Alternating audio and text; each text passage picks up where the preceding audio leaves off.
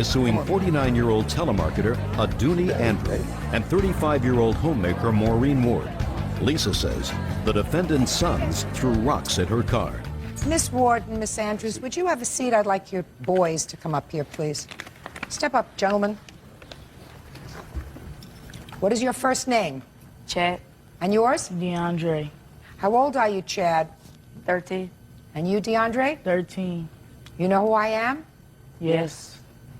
Seen me a couple of times? Yes. So you know what to expect? Yes. You know that when you're here, we only want to hear about what actually happened. No half-truths, no quarter-truths, no nothing. Do you understand that? Yes. You boys were playing outside on September 14th? Yes. Yes. Who were you playing with? It was just me and him. The two of you. And I want you to start out by knowing that I believe that you're not bad boys. You're kids. Yes. Were you throwing rocks? Yes. Yes. What were you throwing rocks at? Cars. Cars. And you were both throwing rocks at cars, right? Yes. Yes. How long had you both been throwing rocks at cars? 3 minutes. Yeah, 3 minutes. Where were you standing when you were throwing rocks at these cars? The corner. We was on the corner of Halldale. Were you throwing rocks that were little rocks or bigger rocks? Well, they wasn't too big. Show me with your hands. About that big. A decent-sized rock. Where did you get the rocks from? On the ground. Did you pick up some? Yes. You have pretty good aim? No. Nah, not really. How many cars do you think you hit in that 2 or 3 minute period? Well, I know I hit one. What about you? None. Is that because you had bad aim? Yes. Wasn't for lack of trying, right? Yes. You were trying to hit the cars. Yes. Did you tell that to your mother? Yes. And you? Yeah. Told that to your mother? Uh-huh. Did you tell it to her right away when this lady came calling and said that one of you had thrown a rock at her car? Yes. No, not me. Who didn't fess up right away? DeAndre. When did you tell your mother that you were throwing rocks? The same day. That's not true. What did she say to you? She told me, did I throw the rock at Lisa's car? And I told her no. That it wasn't the rock that you threw that hit the plaintiff's car. It was the rock that Chad threw that hit the plaintiff's car. Yes. But that was just lucky for you, right? Yes. Wasn't that you weren't aiming for the plaintiff's car, it's just that you didn't manage to hit it, right? Yes. Now let me ask you this question, DeAndre. I want you to think about this very carefully. If Chad wasn't with you on that day, do you think you would have been standing on the street and throwing rocks? No. What would you have been doing? Probably home. Now, I'm going to ask you the same question, Chad. If DeAndre wasn't with you, would you have been standing on the corner yourself throwing rocks? No. So the reason you were standing on the corner throwing rocks is because you were gathering strength from each other. It was the two of you doing it together, Yes. having some fun together, right? During school Yes. hours, Yeah. to boot. I'm making my point. Okay. And my point would be as follows to the mothers. Who is DeAndre's mother? This whole lawsuit is about whether or not DeAndre is as responsible as Chad is for the damage that was done to the plaintiff's car, whose car was hit by one of these rocks. You seem to think that because it was Chad's rock that hit the car, your son isn't responsible. Wrong. They are equally as responsible. It's just the luck of the draw that he didn't hit the car. That was a pretty dumb thing. You know that you could have really caused a terrible accident? Yes. So why did you do that? Were you bored? No. Well, what were you doing standing out there like two idiots, throwing rocks at cars? Well, I was bored. I didn't have nothing to do. Well, do you think if you were in school you wouldn't have been bored? At the time, I was doing home study. Well, I still am. Why were you doing home study? Did you get suspended? Nah, not really. It's just Well, not really is not an answer. Did you get suspended? no. How long have you been on home study? Couple of months. What about you? No. No what? I wasn't bored Why weren't you in school? because I haven't had my papers yet. What? I haven't had my papers for Summit View, a private school I'm going to.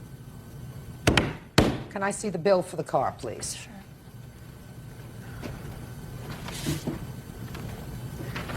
It was like shooting fish in a barrel. $275.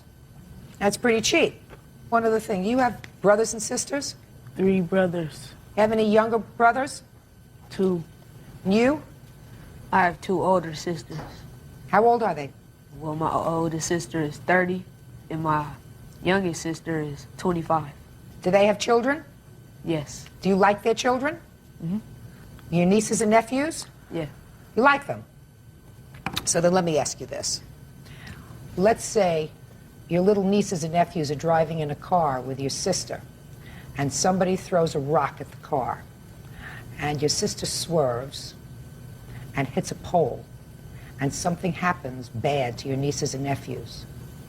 How would you feel about the person who threw the rock? I'll probably feel sad and Sad or angry? mad, angry. Mm-hmm. Yeah. Why would you feel angry? Well, because somebody threw a rock at the car, and she had an accident.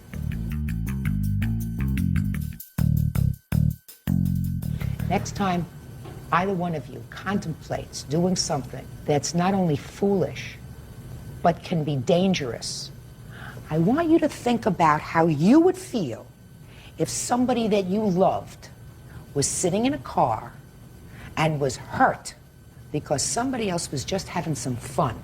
Because although you are 13 now, you're going to be 16 and 17 and 18. You're going to be driving a car one day, and either you're going to be responsible and think about your actions, or you're going to be foolish and cause accidents.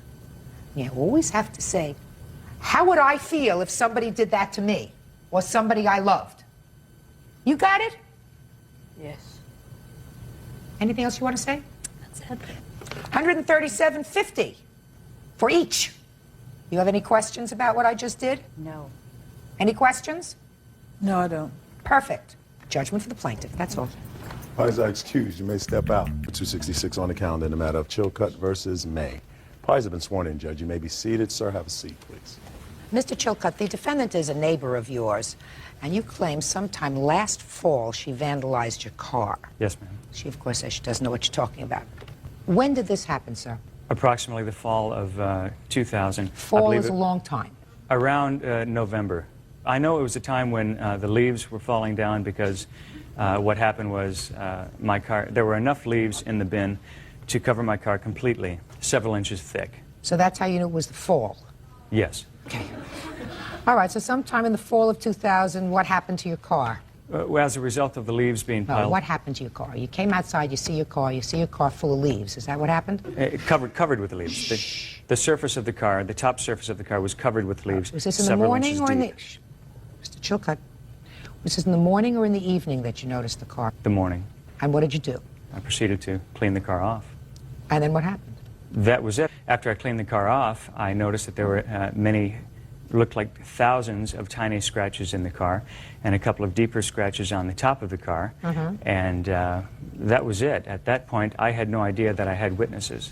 About 8 months later, I was out waiting for a friend to pick me up, and Joe was outside washing his car, and we were just talking, conversing back and forth. And I told him about my car being vandalized back in the last fall. And he told me, he said, well, Don't tell me what he told you. He's here. He's going to tell me what he said. Step up here, sir. That's when he indicated to me. What's your last name? Bastillos. Mr. Pastillos, are you a neighbor of these people? Yeah, I am. Did you witness anything happen in the fall of the year 2000 to the plaintiff's car? Yes, one morning I came out to take off and go somewhere in my car, and I noticed this lady here throwing leaves on top of the cars that were parked in front of her house, which was his car and another neighbor's.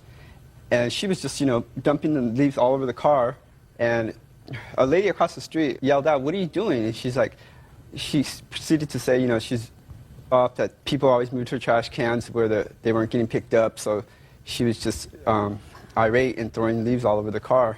But she also had the trash can on top of the car, so that's what I witnessed. Okay, and how many cars did you see her dump leaves on? 2? And you sure that one of them was the plaintiff's car? Yeah. How do you know that? Yeah, I've been in his car before. Are you a friend of his? Yeah. Are you a friend of his? You hesitated, sir. Well, we're not friends, we're acquaintances. All right. So then, can you explain to me why it took you 8 months to tell him what you saw? Because no one asked me. You say that you saw the defendant, in effect, vandalizing 2 cars. Yes. that another neighbor came out and yelled at her, that she responded that she was unhappy because people were moving her trash cans. Yes. And you didn't think it was appropriate at that time to go over to the plaintiff and say to the plaintiff, listen, if I were you, I wouldn't park my car over there anymore because your car is going to get damaged again. This is what I saw. So you mean somebody has to ask you that? At the time, I didn't know it was his car until that morning. He came up to me and asked me while I was washing my car. And You didn't, I don't understand. At the time that this happened, you knew the plaintiff. Is that right? He's the plaintiff. yeah, I did not know what car belonged to him. I knew him from, being in the building. I thought He you has said a you truck. He has a truck and a car. I thought you said you knew the car because you had been in the car before. I asked you, how did you know it was his car? You told me you knew the car because you had been in the car. Isn't that what you just said to me? Yes. So if you knew the car because you had been in the car, my question comes back, why didn't you immediately go over and tell him someone has just vandalized your car? Your answer to me was because nobody asked you? No, when you asked me if I knew his car, I was nervous. That's why I said what I said. I did not know his car. You didn't know his car. Didn't. Did not. And you had never been in his car. Until after. No, just a minute. And you had never been in his car. Correct. Oh, okay, so now we're going back. You had never been in his car until after this happened. Correct. How much after? 2 months after. So 2 months after you saw this incident occur, which would have been also in the fall or early winter of 2000, you were in his car under what circumstances? He gave me a ride to pick up my car. So that was nice of him, right? Yes. And at that time, sir, you recognized his car as the car that had been vandalized, I assume? Yeah. Well, can you tell me why at that time you didn't discuss it with him? Because he didn't bring it up. Your Honor, may I? No, you may not. He didn't bring it up. You didn't get into the car and say, gee, I didn't realize this was your car. You know, a couple of months ago, I saw someone vandalizing your car. No, I didn't. So what prompted you a year later to have this revelation and discuss it with Mr. Chilcutt? Like he said, when I was washing my car, he came up to me, struck up a conversation, and mentioned that he was mad about the fact that someone was marking up his car. So you said a year ago, I saw somebody messing up your car. Is that what happened? Is that what happened? No. What did you tell him? I told him what I witnessed. A year ago? Yes. A year before? Good, sit down. What else do you want to tell me? Your Honor, I asked Joe the same question. Why didn't you tell me previously? And at the time, he told me... I don't want you to tell me what he told you. I just had him up on the stand. He testified. What else do you want to tell me? Just that damage has been done to my car. Joe saw the lady doing the damage. No, he didn't. No, he didn't. I don't believe that he, according to him, he first knew your car, then he didn't know your car. He'd never seen your car before. He was in your car. He wasn't in your car. That's your only witness. Your Honor, he's it's not nervous. enough. It's not enough. Real cases, real people. Judge Judy. Stephen Chilcutt is suing his neighbor, Angela May, for dumping a garbage can full of leaves on top of his car. I have to base a case on evidence. You don't even know the date that it happened. Sometime in the fall, around November. He doesn't know whether he's afoot or horseback. And if that's your only witness, you have no case, sir. Do you understand? I have another statement from another neighbor who I don't couldn't take be here. statements, I take witnesses. And do you want to know why I take witnesses? Because if I took his statement, I would find her guilty. But after examining him, sir, he didn't see nothing that I can rely on. Do you understand? So I don't take statements. Do you have anything else? Do you have any other witnesses? I have no other witnesses. Good. Thank you for your time. Case is over. Dismissed. Parties are excused. You may step out. I didn't even get to give my story. According to my witness, she tipped it up on top of the car and scraped it across the car. We have those big green trash cans from the city. I could no more pick up one of those big green trash cans than fly. And now the next case. All parties in the matter of Holiday, Presley versus Llewellyn. Step forward, please. 30-year-old court collector Laura Holliday and 20-year-old Autumn Presley are suing 23-year-old cashier Erica Llewellyn for attorney's fees resulting from a false police report. Erica claims Laura and Autumn keyed her car. Who is Miss Halliday? I am. And Miss Priestley, that's... Presley. Presley? Mm-hmm. Okay. According to your complaint, you believe that the defendant falsely accused you of keying her car, as a result of which you were arrested, had to hire an attorney, and ultimately, I assume, found not guilty. And you want her to pay the attorney's fees. Mm-hmm. And some small amount for harassment. The defendant says she believes she had good cause to notify the police of your involvement in vandalizing her car. So the first thing I have to know is, how do you ladies know each other? My husband has a son with her. Your husband has a child with the defendant. Correct. How long are you married? 3 years. How old is your child? He'll be 4 in February. And you? A child also with her husband. And you have a child with her husband? Her husband. With her husband. And how old is your child? She will be 4 in March. He must have been very busy 4 years ago. Do you have any children with him? No. Okay, so that's how you know each other. Each of you have 4-year-olds with her husband. Yes. And you two are friends. Mm-hmm. When did this alleged incident of vandalizing your car take place? In between the dates of March 16th and to the 18th of 2001. On the 16th, the car was okay. Yes, ma'am. And what did you find on the 18th? I had really bad key marks on both sides of my car. I had it on the trunk and on the hood. Can I see pictures of it? Do you have pictures? I do not have pictures. Okay. Do you have a police report? Yes, I do. Can I see the police report? Yes, ma'am.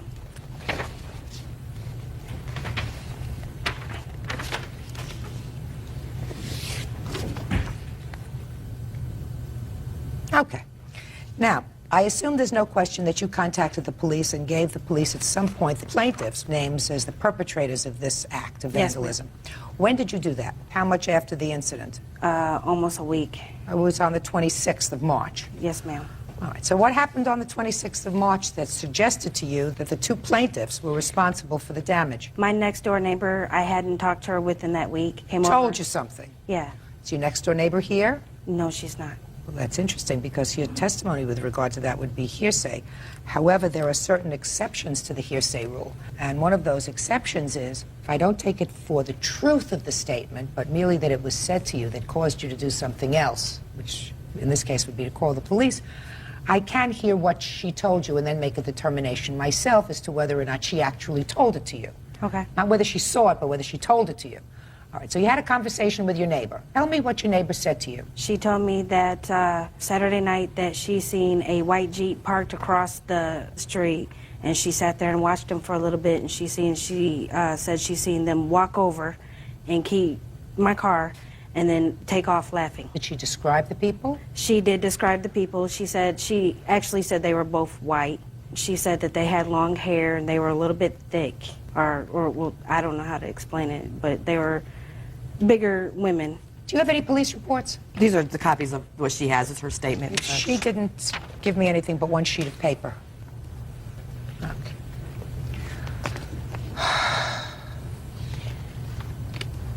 Is there any interview in this police report from your neighbor? No, the neighbors, none of her witnesses showed up in the court either that dismissed the case. My neighbor is extremely sick. That doesn't prevent the police from going and taking a statement. Right. When I told them who it was and where she was, they did not even take any kind of initiative to talk to her. I have a statement from the car dealership. My car was in the shop the week of the 15th to the 20th. Let me see. So you actually never went to trial in this case? No. To whom it may concern, this Jeep Cherokee was at Extreme Auto Credit, Inc. for repairs. Did you show this to the police? The police never contacted us. We gave it to our attorney. Yeah. Now, what would make you think that these two, other than this statement, which I find difficult to believe because the fact that this alleged witness who told you about what she saw couldn't come to this court today, there's certainly no reason why this witness couldn't go to a local court, right? Yeah, but Okay. she's extremely sick. Well, maybe she's too sick to see what she said she saw. What would make you think that these two women would do such a thing to your car? I've had problems with Miss Halliday for years, and just this year I just started having problems with Miss Priestley. Why would you have problems with them? I've been back and forth in court for like the last 4 years because what? she's taken me to court for stuff that she has said I've done that I haven't. Like what? Like judgments. She's took me to court for trying to get restraining orders against me several times. Yeah. She stated that I stalked her and all this, and I've never stalked her. A couple of basic questions. Put your papers down. Did you ladies know each other before you had this mutual Don Juan? What's his name, by the way, your husband? Ernie. Ernie. Before Ernie, did you ladies know each other? No. No. So it would be fair to say that any disputes that you've had, and I assume that there have been some negative feelings about children, child support, visitation, seeing all these children, that without Ernie, you would not have any problems with each other. Is that a fair statement? Yes. Probably. Do these children visit Ernie? Yeah, Ernie has full custody of 2 of them. Of both of these children? No. No. He had joint with her. We have a custody trial coming up in April. So the child lives with Me. you. And what about your child? Mine lives with him. Lives with Ernie and lives with you. Correct. For how long? About a year now. Ernie has other children? Yes. How many more children does Ernie Ernie have? has 5 children. Ernie has 5. She says 6. By 5 different people. We also had I was with Ernie for 6 years before them two had got together, and we had a daughter together that unfortunately passed away. That was the 6th, Yes, I ma'am. assume that you're talking about. You think you're going to stay with Ernie forever? I don't know. If I were an odds maker, I would say no.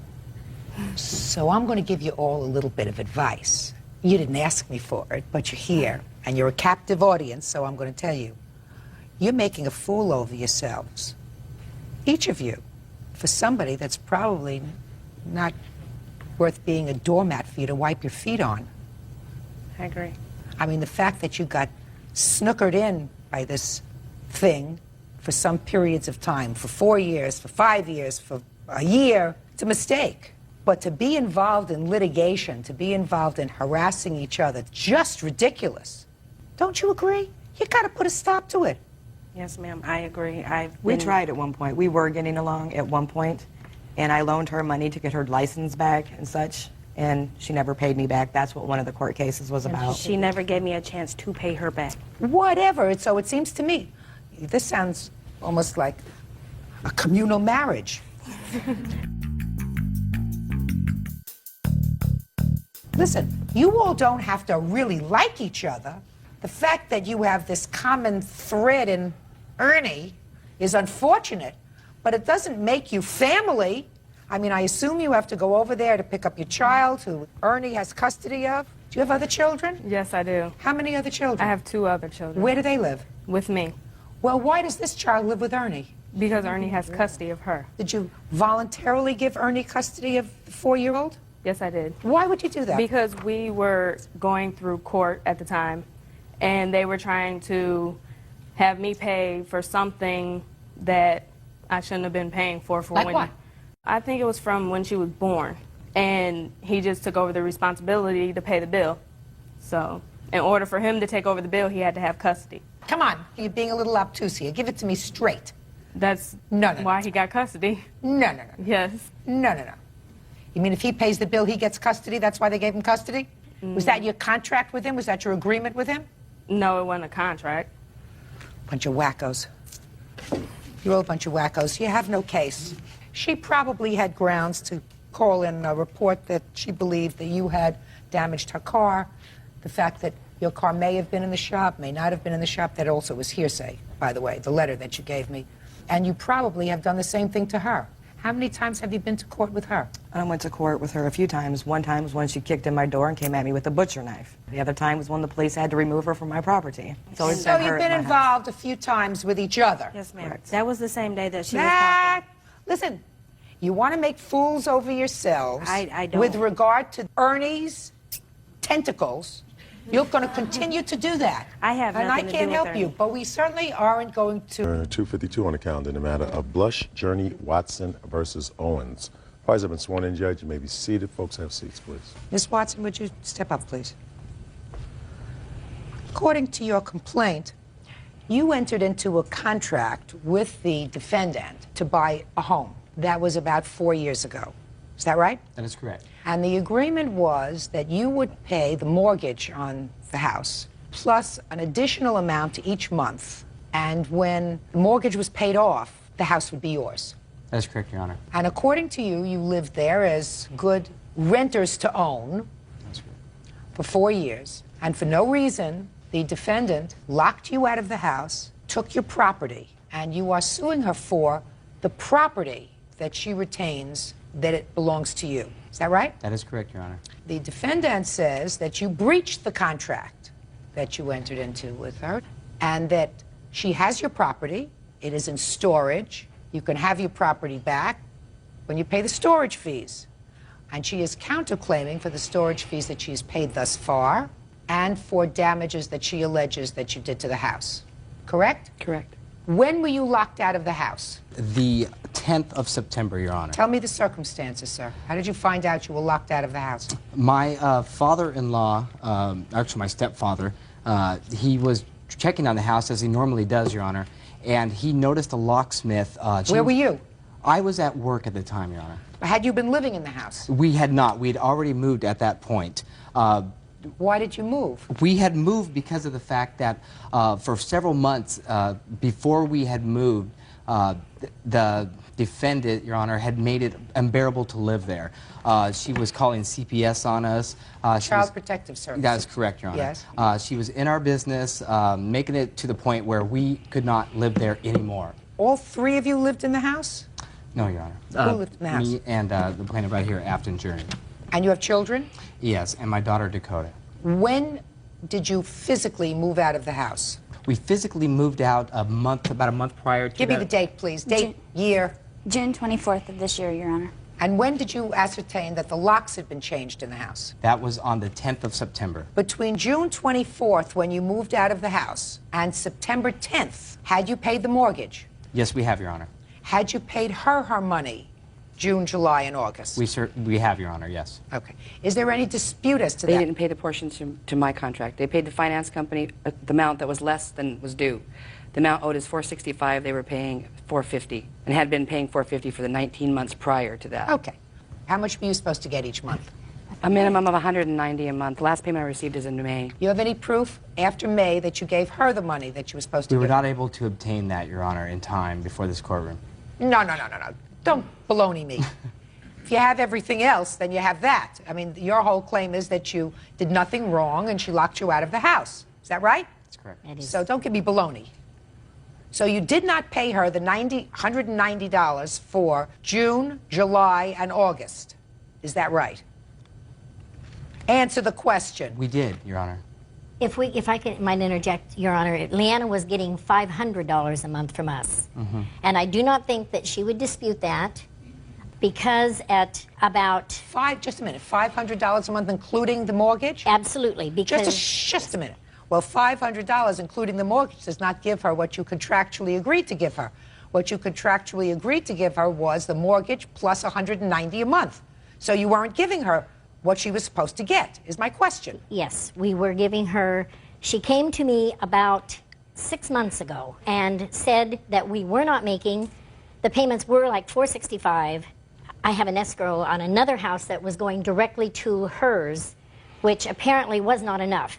So she said that we were not paying enough. Don't try to confuse me. No. I'm not talking about the bank money. Whether you were $15 short over the course of 18 months is very possible.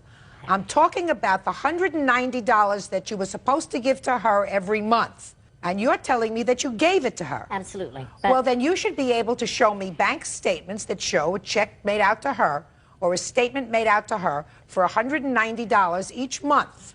You don't have that. No. So she had an absolute right to lock you out of the house. Period. You weren't paying pursuant to the contract.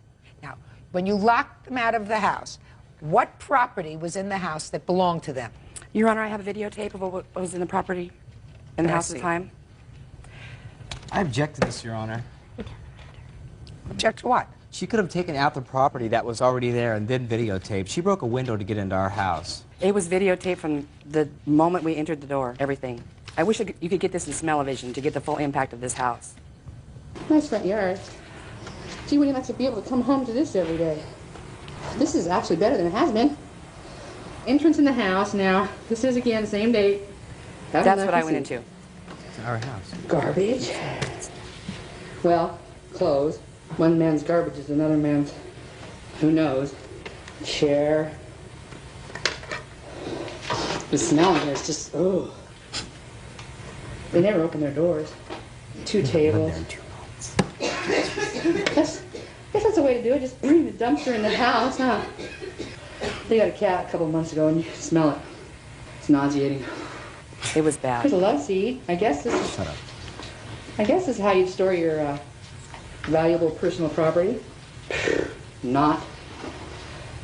There's a dresser, a love seat, 3 tables. Check it out. Hasn't been opened. Oh yeah, she always would order from those clubs and then not pay them. Might I add, Your Honor, that I filmed the window, everything, from the moment we broke the window to get in. It was all on tape prior to this. What property, Mr. Blush, do you say was in the house that she has? We had, I have a list of here. I'd like to take a look at it, sir. Yeah. That one's here. By the way, when you moved out on June 24th, where did you go? We moved into a trailer, Your Honor, in Milton, Freewater, Oregon. That you were renting? No. No, we were buying that as well. You bought it? Mm-hmm. Okay, how large a trailer? It's a single-wide, 2-bedroom. What did you leave clothes there for? Because we just left some of the clothes. It was our house, Your Honor. No, don't give me baloney. What? I asked you, what did you leave your clothes there for? Because there were just extra clothes we didn't need. We took what we needed. Right, for 2 months. When you move out 2 months, you take everything that you want, especially if you're moving into something that you buy. Real cases, real people. Judge Judy. Ron Blush, his fiancée, Afton Journey, and his mother, Betty Watson, are suing Ron's cousin, Leanna Owens. The plaintiffs claim Leanna locked them out of their rented home. Leanna is countersuing, claiming Ron and Afton trashed the place. Sentimental keepsake collectibles. Irreplaceable. Like what? Knickknacks. Things that I had done in grade school that my mother had kept for me. Why didn't you take them? We moved into a smaller place, Your Honor, and could not take everything we owned at the time. And seeing how we were buying the house, and it was ours at the time, we did not No, it wasn't. take... You weren't paying for it. Yes. No, you weren't paying for it. All you paid was the mortgage. And you weren't paying her any money. Show me the proof that you paid the mortgage. Show me proof that you paid the mortgage. Okay. These are the ones that... No. Show me proof that you paid the mortgage June, July, and August. June, July, and August is what I want to see. Okay. There's one check. Check those, Your Honor. Yes. I think they're the very last ones. That's all. I just want to see June, July, and August. These are copies of your checks. Yes, and the other ones are that I was paying Leanna is from a different bank, and you know, I do have one of them. Would you show it to me, please? Absolutely.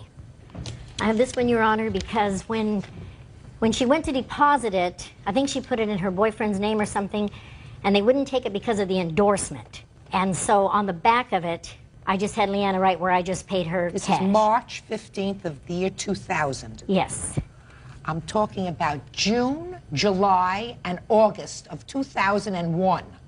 Yeah, you don't have them. Yeah, you're right. We don't have it. So what are you giving me this for? Well, I didn't What are you realize wasting what the date on that was. So what did you, when you looked at it, what did you hand it to me for? I Did you think I would look at it? Yeah, I knew you would look at it, Your Honor. Nonsense. What stuff do you have in storage of theirs? I have a list of items that was in storage. Can I see it, please? Yes, ma'am. And I have Is photographs this- from the city Is prior it- to this. Here's the receipt for the storage rental and the list of contents. Okay.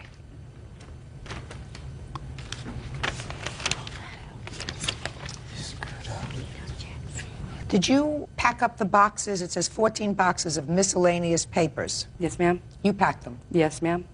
They were on the floor, and I didn't throw anything away because who knows, they might want it. Okay. And how much is owed for storage? It's not that much. It's like $36.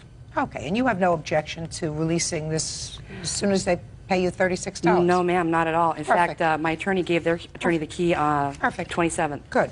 So you get all the stuff that's back right in here.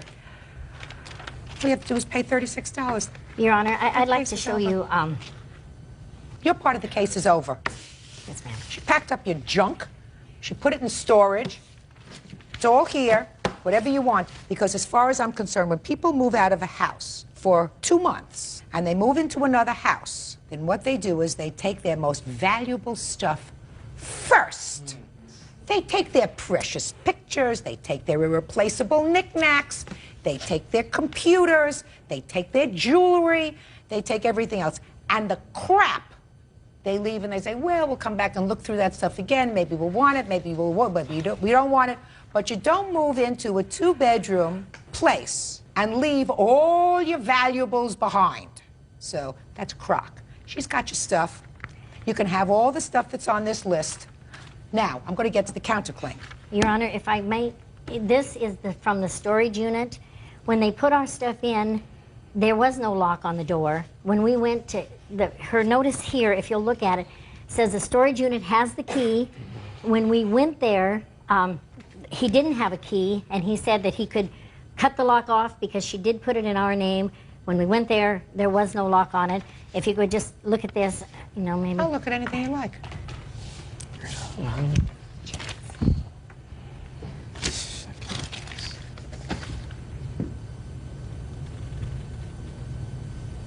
What is this? that is what Leanna gave us after she went Sold in. our stuff. Yeah, it's. We're not even tenants. No, I was a landlord for a lot of years. Just one and you second. All I'm asking you is about the storage unit. Is your stuff in storage or not? No, ma'am. There's nothing there. When I went there, that is the man that runs the storage unit. He said she left no key. To whom it may concern, there has never been a lock on mini storage unit 429 since it was rented. So, Well, I'm just telling you, what she took out of there never made it to the storage unit.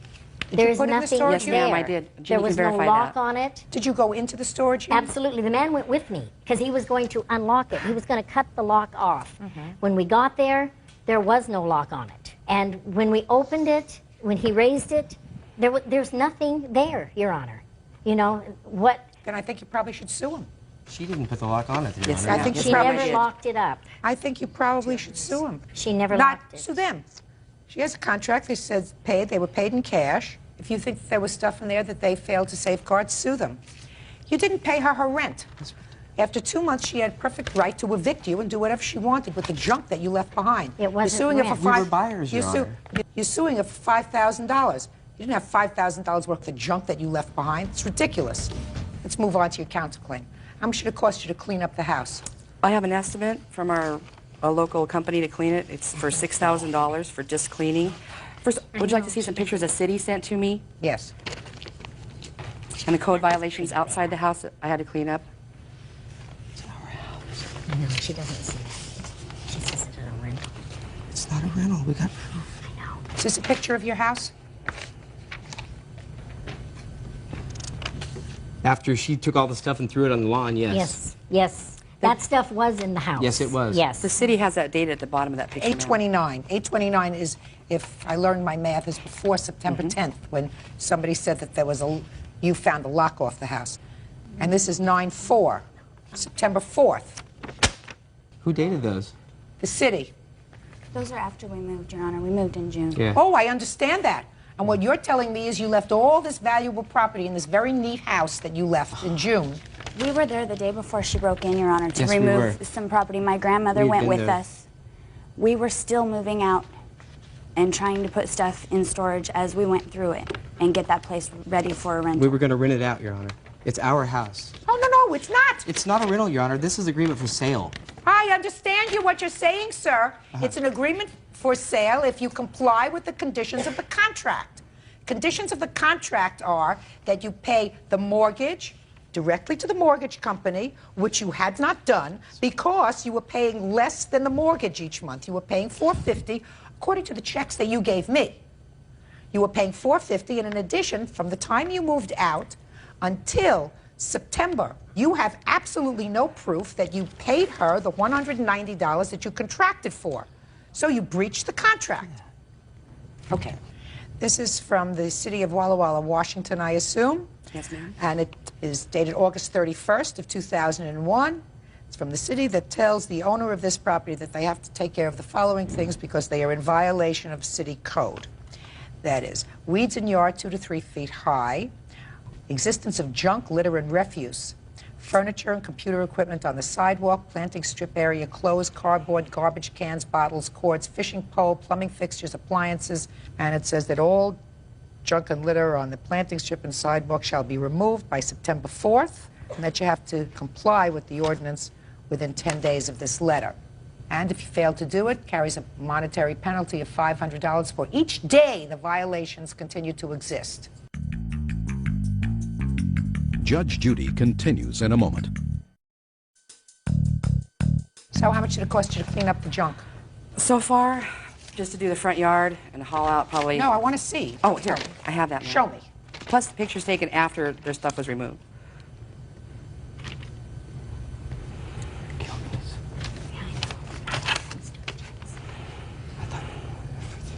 You're not going to get money for painting this house. You understand that? That's the big thing here. Because when somebody lives there 4 years, that's fine. You have to paint anyway. You want to sell it, you got to paint it. There was certainly a great deal of debris that I saw in the house and a great deal of cleaning. And probably it costs several $100s at least to clean up that mess. The carpets have to be removed. The odor is... Oh, there's no question about that. How much carpeting is there? 417 square feet. Okay. Judgment of the court is as follows. On the counterclaim, I am awarding the defendant $2,500 for the purposes of cleaning up this mess, this disaster, and putting the house back in reasonable order, excluding the painting of the house, which you have to bear yourself. On the petitioner's claim, I am directing that the plaintiff may remove any and all property. As it was sworn in, Judge, you may be seated. Thank you. Everybody have a seat. Mrs. Norkler, this is your 4-year-old. Yes. And it is your claim that your 4-year-old was bitten by that dog, neighbor's dog, while in the care of the defendant's 9-year-old son. That's correct.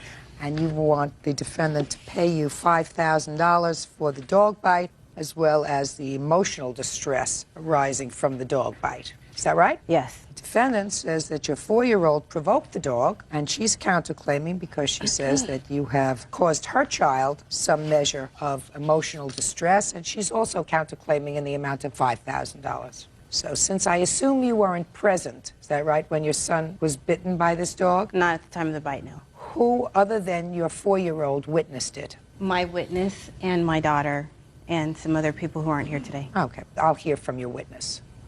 Would you step up, please?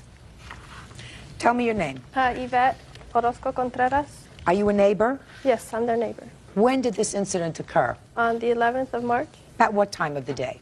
I would say about 4 o'clock in the afternoon. And were you outside when this happened? Yeah, I was in my driveway. Tell me what you saw. Well, I saw the kids playing outside. Michael was outside with his dog. Okay, this is Michael. Uh-huh. Michael was outside where with his dog? In the street in front of my house. In front of your house? Uh-huh. Okay. And he was just playing around with the dog. And then after a while, he just, I guess, was scaring the kids with the dog. How was he scaring the kids with the dog? He was telling the dog to say, sick him or get him. Okay. And how many children were around him? At that time, I'd say about 7. Was this little boy one of those children? Yes. What is his name? Houston. So Houston was there too. Was Houston riding his bike or was Houston was riding his scooter. And where was he riding his scooter? Also in front of my house. In the street or on the sidewalk? On the street. We live in a cul-de-sac, so all the kids play right up on the cul-de-sac. So it was in the street? Uh-huh. Where the cars are? Yes. Okay. Who was supervising Houston? I was out there watching them, and other parents across the street were watching their kids too. And what about Mrs. Norkler? Was she outside watching her son? No. At the time the bite happened, I wasn't out there. However, were not I out was there. looking in on them, and my husband was home also. But neither of you were out We weren't there? actually outside, no. Okay. Then what did you see? Well, after a while, I saw Michael let go of the dog. Michael let go of the dog. How did he do that? He just let go of the leash, and the dog jumped on Houston. Did you see him actually being bitten by the dog? I saw the dog do something. I wasn't so close to see the dog bite him, but I did see him do something. And then what did the dog do? I didn't pay attention to what the dog did. Houston ran towards me, and I looked at his leg and took him to his parents. When you saw Michael outside with the dog and you saw him saying, you know, sick him, did you say anything to him at that point? I really didn't say anything because he was outside for quite a while with his dog, and the dog didn't seem to be dangerous until he started saying those words. Well, once he started to say those words, did you go over to him and say to him, stop saying that? No, I didn't. Well, didn't you think it was a dangerous situation? I did, but since the dog didn't seem harmful to me, I didn't make a big deal about it. Okay. How close were the children to the dog when you saw them outside? They were right next to him. And did the dog seem friendly? Were they petting the dog? They were all riding their scooters, their skates, all that, and the dog was just in the midst of them.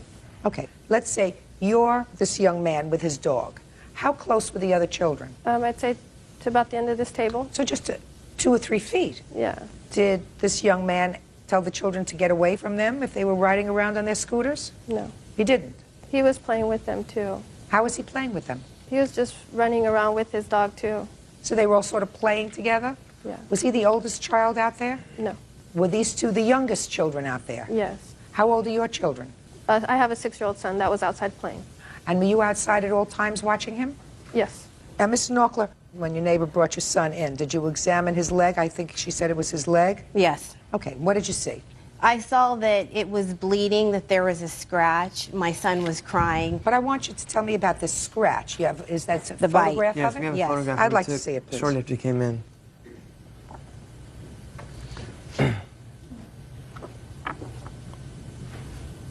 And Your Honor? Yes. I know you can't see very well from that picture, and we had cleaned up what blood there was, but as of now, a month later, he does have a scar on his ankle from that.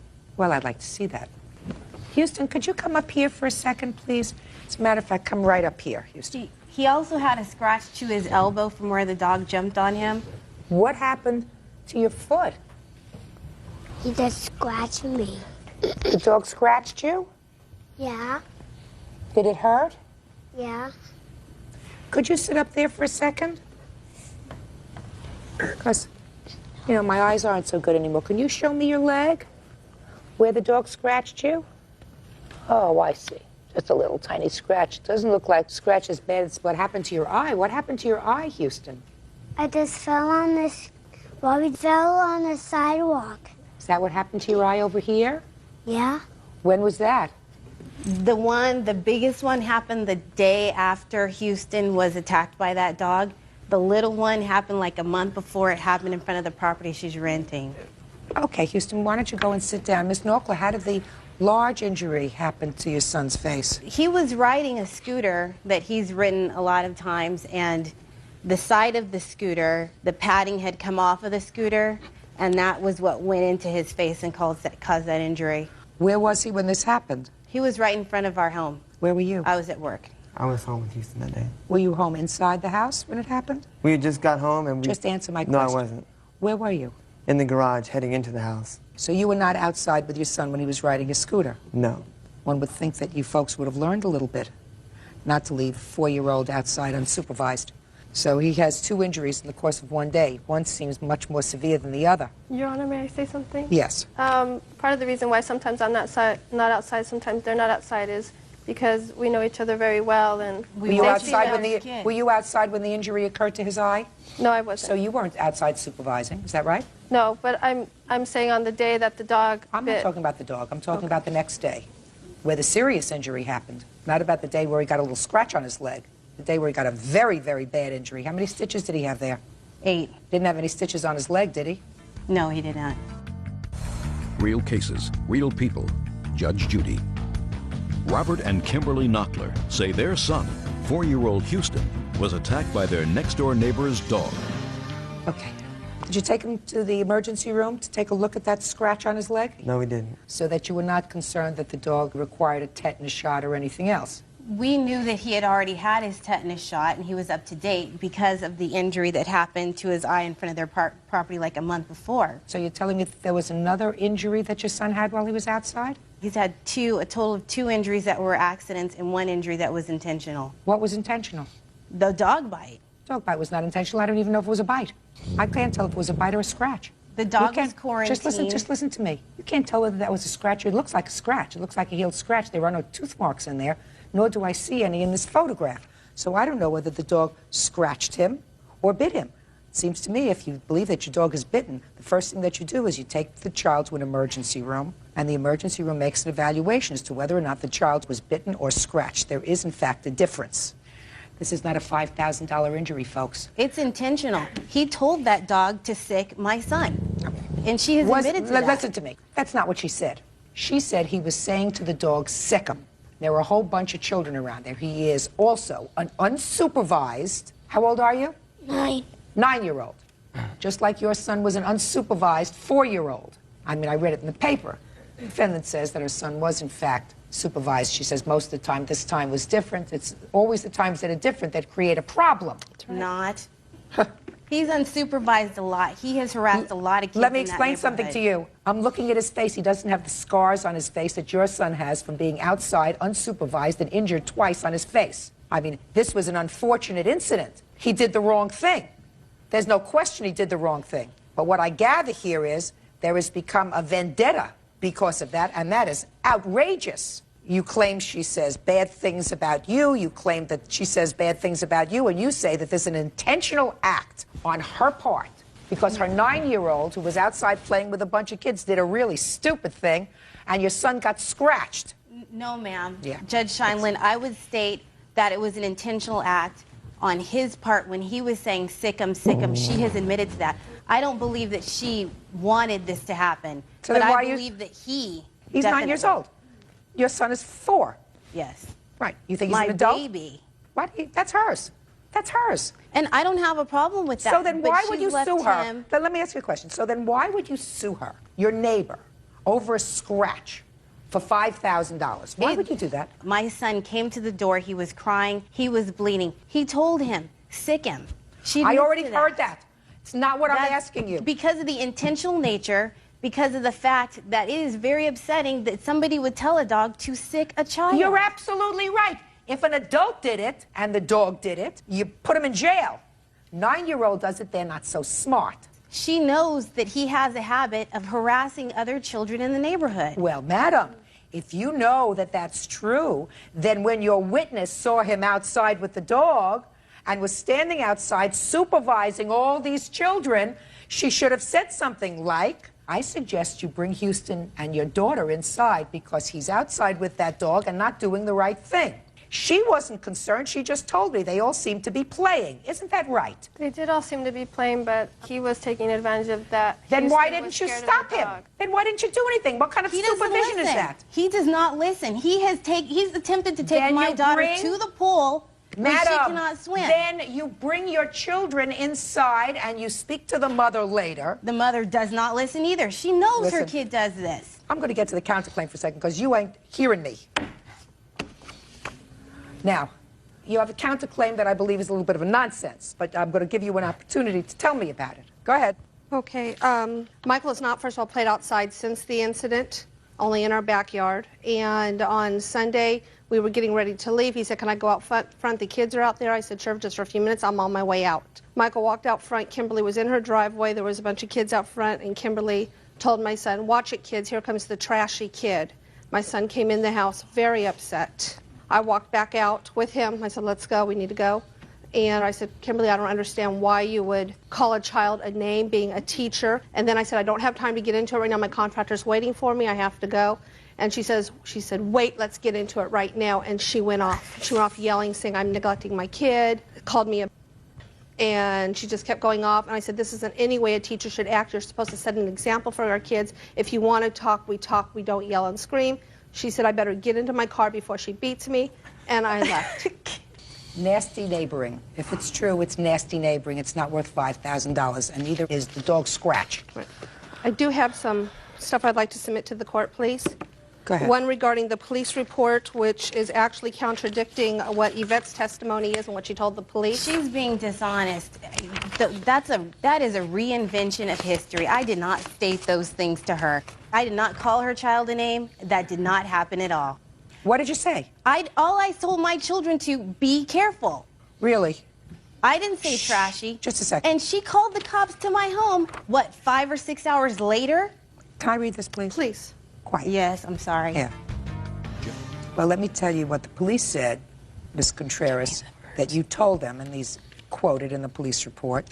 I asked her if she heard Michael sick the dog on Houston, and she said no, he didn't intend for this to happen. I asked her what she meant, and she said Michael did not intend for this to happen. He was just playing around. I asked her if she was positive that this was an unintended event, and she said she was positive. Did you tell that to the police? I did.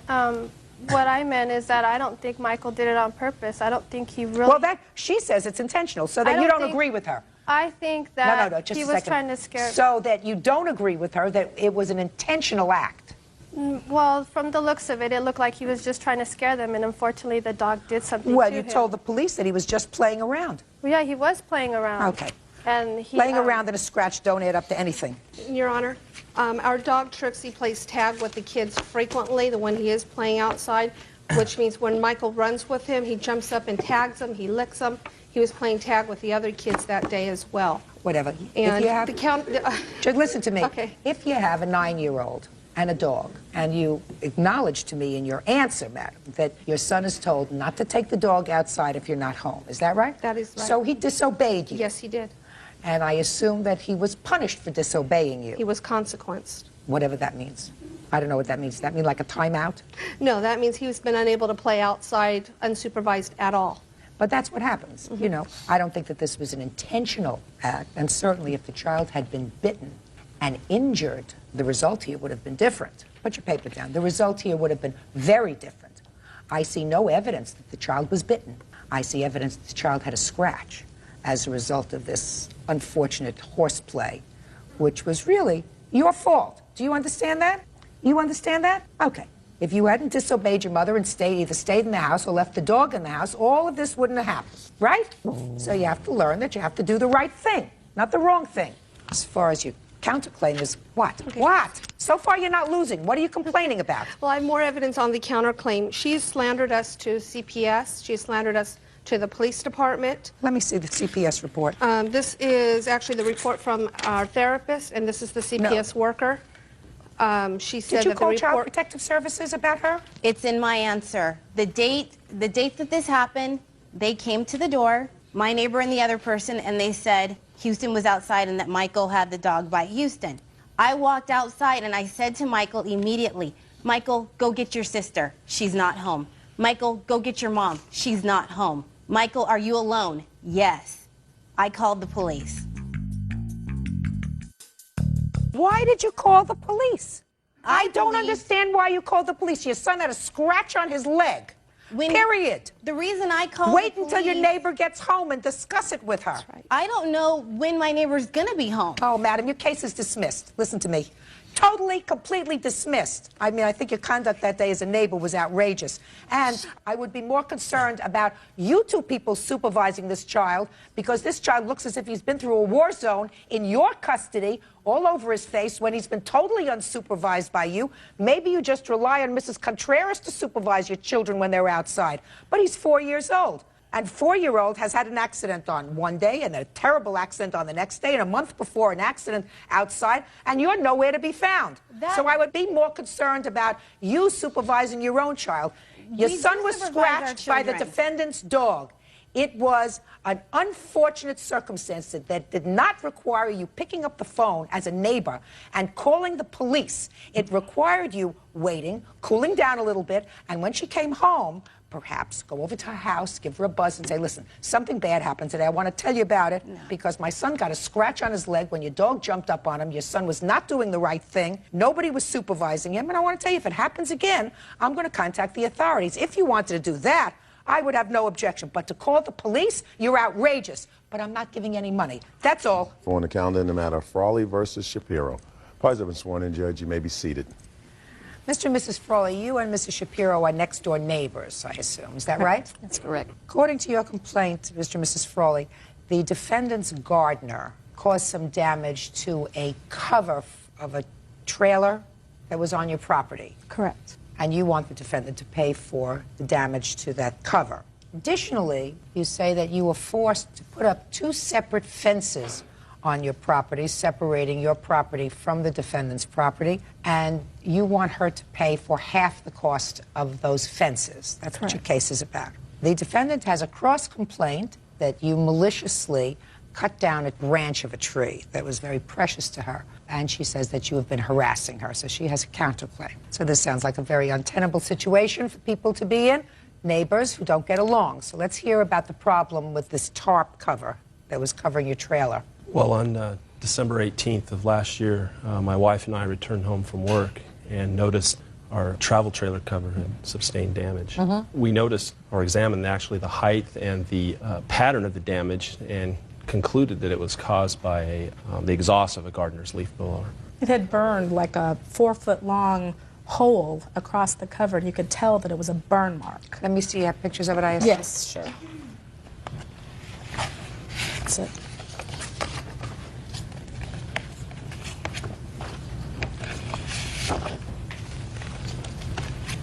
Okay, so you came home and you found these burn holes. What did you do? My husband had seen her gardeners on our driveway before when he happened to be home from work a day when they had come, and he had asked them not to stand on our property because their backpack thing actually put some dents in our trailer. But when he mentioned it to them, they just kind of acted like there was a language barrier, like they maybe didn't understand. So you had seen them standing on your property, blowing the leaves on the defendant's property through her property. Well, I only observed them the one time, and there was an individual standing on her property and an individual standing on my driveway. And I asked the one standing on my driveway if he could conduct his business from her property, and he appeared as though there was a language barrier. Right. Okay. So when this incident happened, though, I actually typed up a little note and put it in her mailbox, just asking her for the name and address of her gardeners, because they should have been the ones that we needed to address this issue with. And she chose to ignore my request. You did receive this note. I did. So when that went unacknowledged, I said... Why, just a second, why didn't you acknowledge this letter? I thought it was harassment. You did? Why Yes. would you think this was harassment? Because it's been going on for some time. Prior to December 19th, when had the plaintiffs communicated with you? I have a dog that I walk every morning. They had acquired a very small terrier, allowing it to go to the bathroom on my front lawn. I ran outside and asked her to never let that dog go on my lawn again, and she grabbed me. I thought that she perhaps would throw me to the floor, to the grass. When was this, Mrs. Shapiro? It was last fall. I can't tell you the date. What month? Well, we'll say November, October. I don't know exactly. October, November. Prior to that, had you had any difficulty with the Yes, plaintiffs? they cut the tree. I have pictures here. They cut the crown out of the tree. When was that? That was in June or July. Okay, so you had the tree and you had the dog, months apart. But this letter is very clear. This letter says, please provide us with the name and address and phone number of your gardener because he has damaged our property. I ignored it because I thought it was more harassment. Okay, go ahead. What's next? Well, then I sent her a certified letter return receipt, and she refused to pick it up from the post office. So then I sent one via regular mail so that I would have all my bases covered. Okay, and you did, in fact, receive this letter asking for $280.25. I didn't receive it as certified mail. No, you received it as regular mail. As regular And did you mail. do anything after you received this letter? No. Okay, go ahead. Well, then we ended up putting up a wood fence just because we could tell that with no help from the defendant, there was no way we were going to be able to protect our belongings from future damage without preventing them from walking on our property completely. Let me see. So this was the $1,400 we spent on the wood I'm not fence. interested in the $1,400 fence. I'm interested in a picture of the pictures? fence.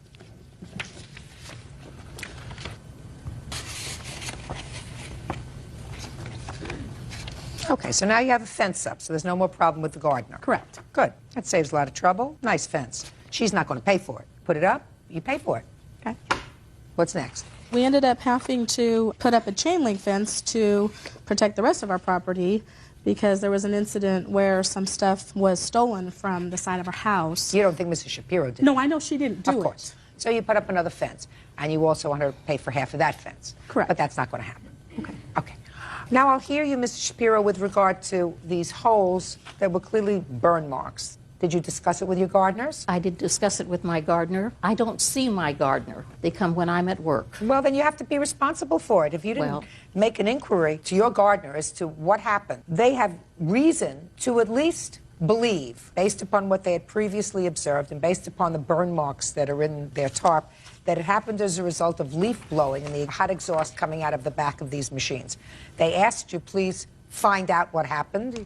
You clearly responded to them, I'm not doing anything. If you refuse to give them the information, they have no recourse but to sue you. Now I want to get to this tree business, because that's really what I consider the gravamen of your countersuit, which is that they cut down a tree that was on your property. Well, let me hear about it. They didn't cut it down, Your Honor. They cut the crown out of the tree. That's the center part of the tree that grows the highest. It's a specimen tree. It's full grown. It was given to me by my nephew shortly after I moved into the house. This nephew is a very precious person, was a very precious person to me. He was dying of cancer, and he said to me, Aunt Jeanette, every time you go look out your front door, you'll remember me. And so to me, it became a symbol of a tree of life. Well, let me see what they did, Ms. Shapiro.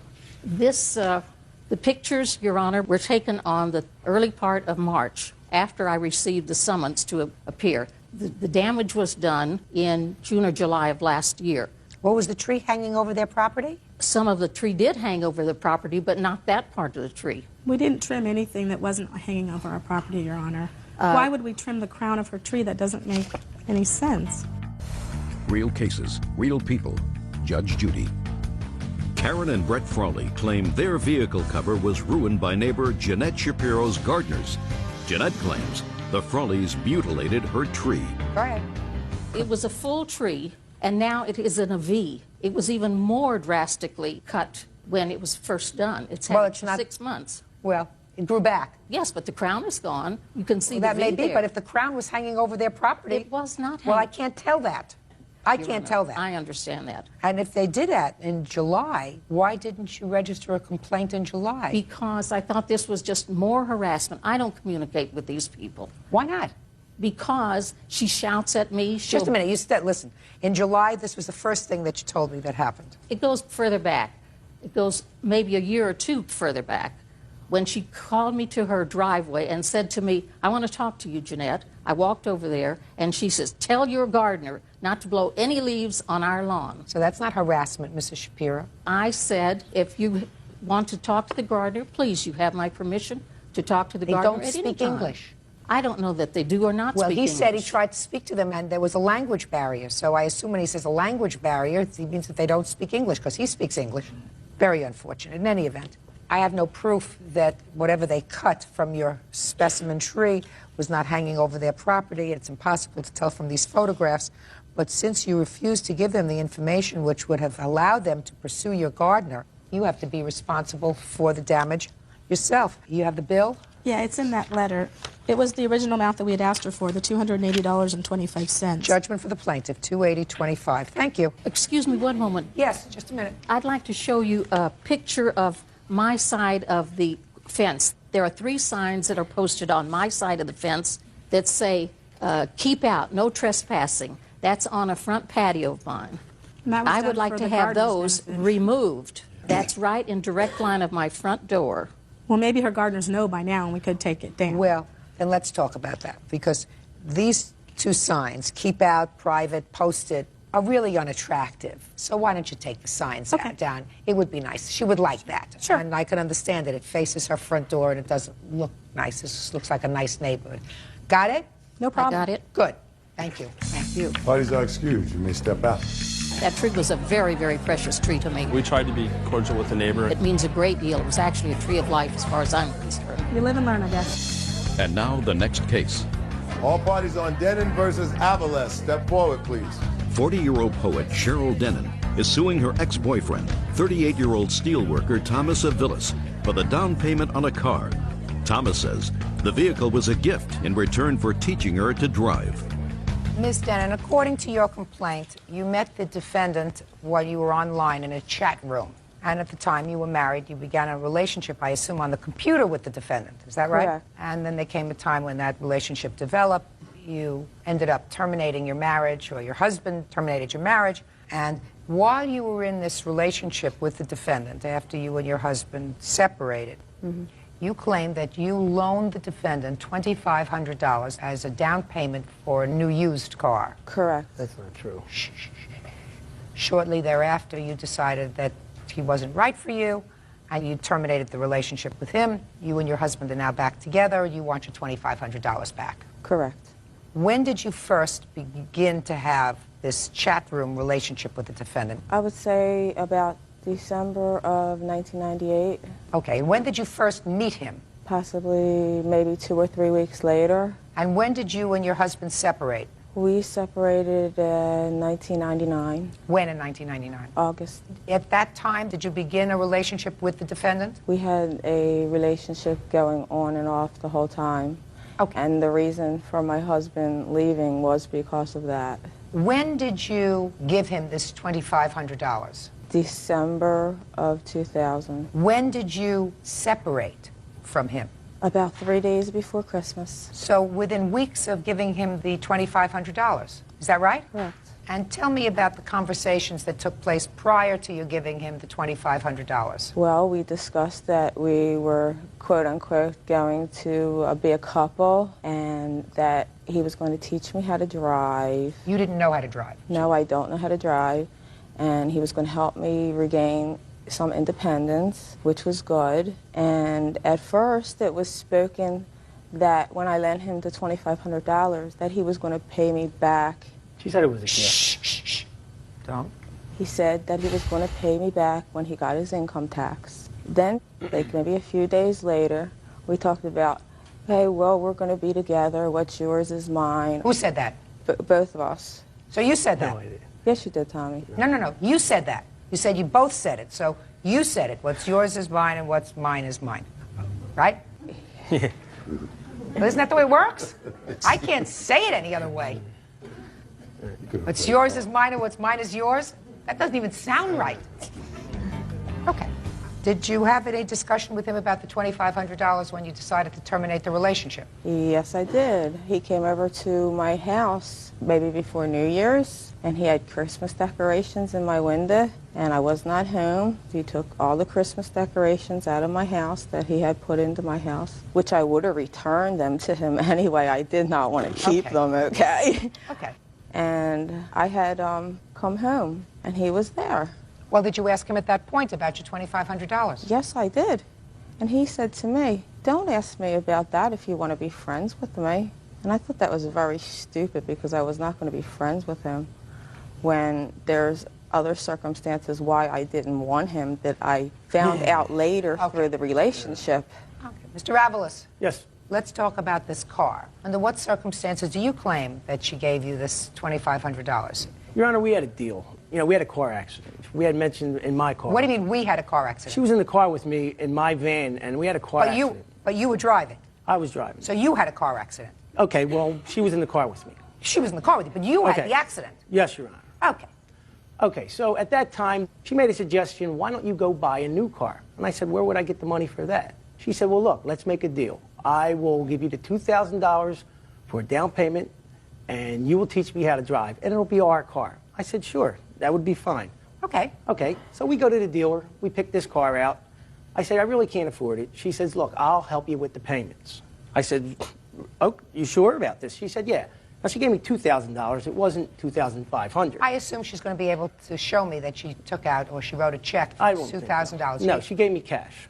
She gave the dealer cash. I would assume you have the receipt for that. Does somebody have the receipt for what you gave to the dealer? Sales slip has been returned. To where? To that dealer. When I took the car back, saying I can no longer afford this car. How much was the entire purchase price of the car? $5,000. Is that right? Correct. So on Christmas Eve night, I had a call from her husband stating the fact that she's back with him now. Okay, so they're back together. And he would be around to pick up her things. So they came around the 26th, picked up things that she had at my house. Her husband had stated on the fact that he was going to come around and pick up the things, said, keep the car. We don't want it. If they were going to pick up half the car or come and get the car, they would have came and said something to me on the 26th. Did you just say they're going to come and pick Well, up you know half what I'm saying. No. Listen to me. Okay.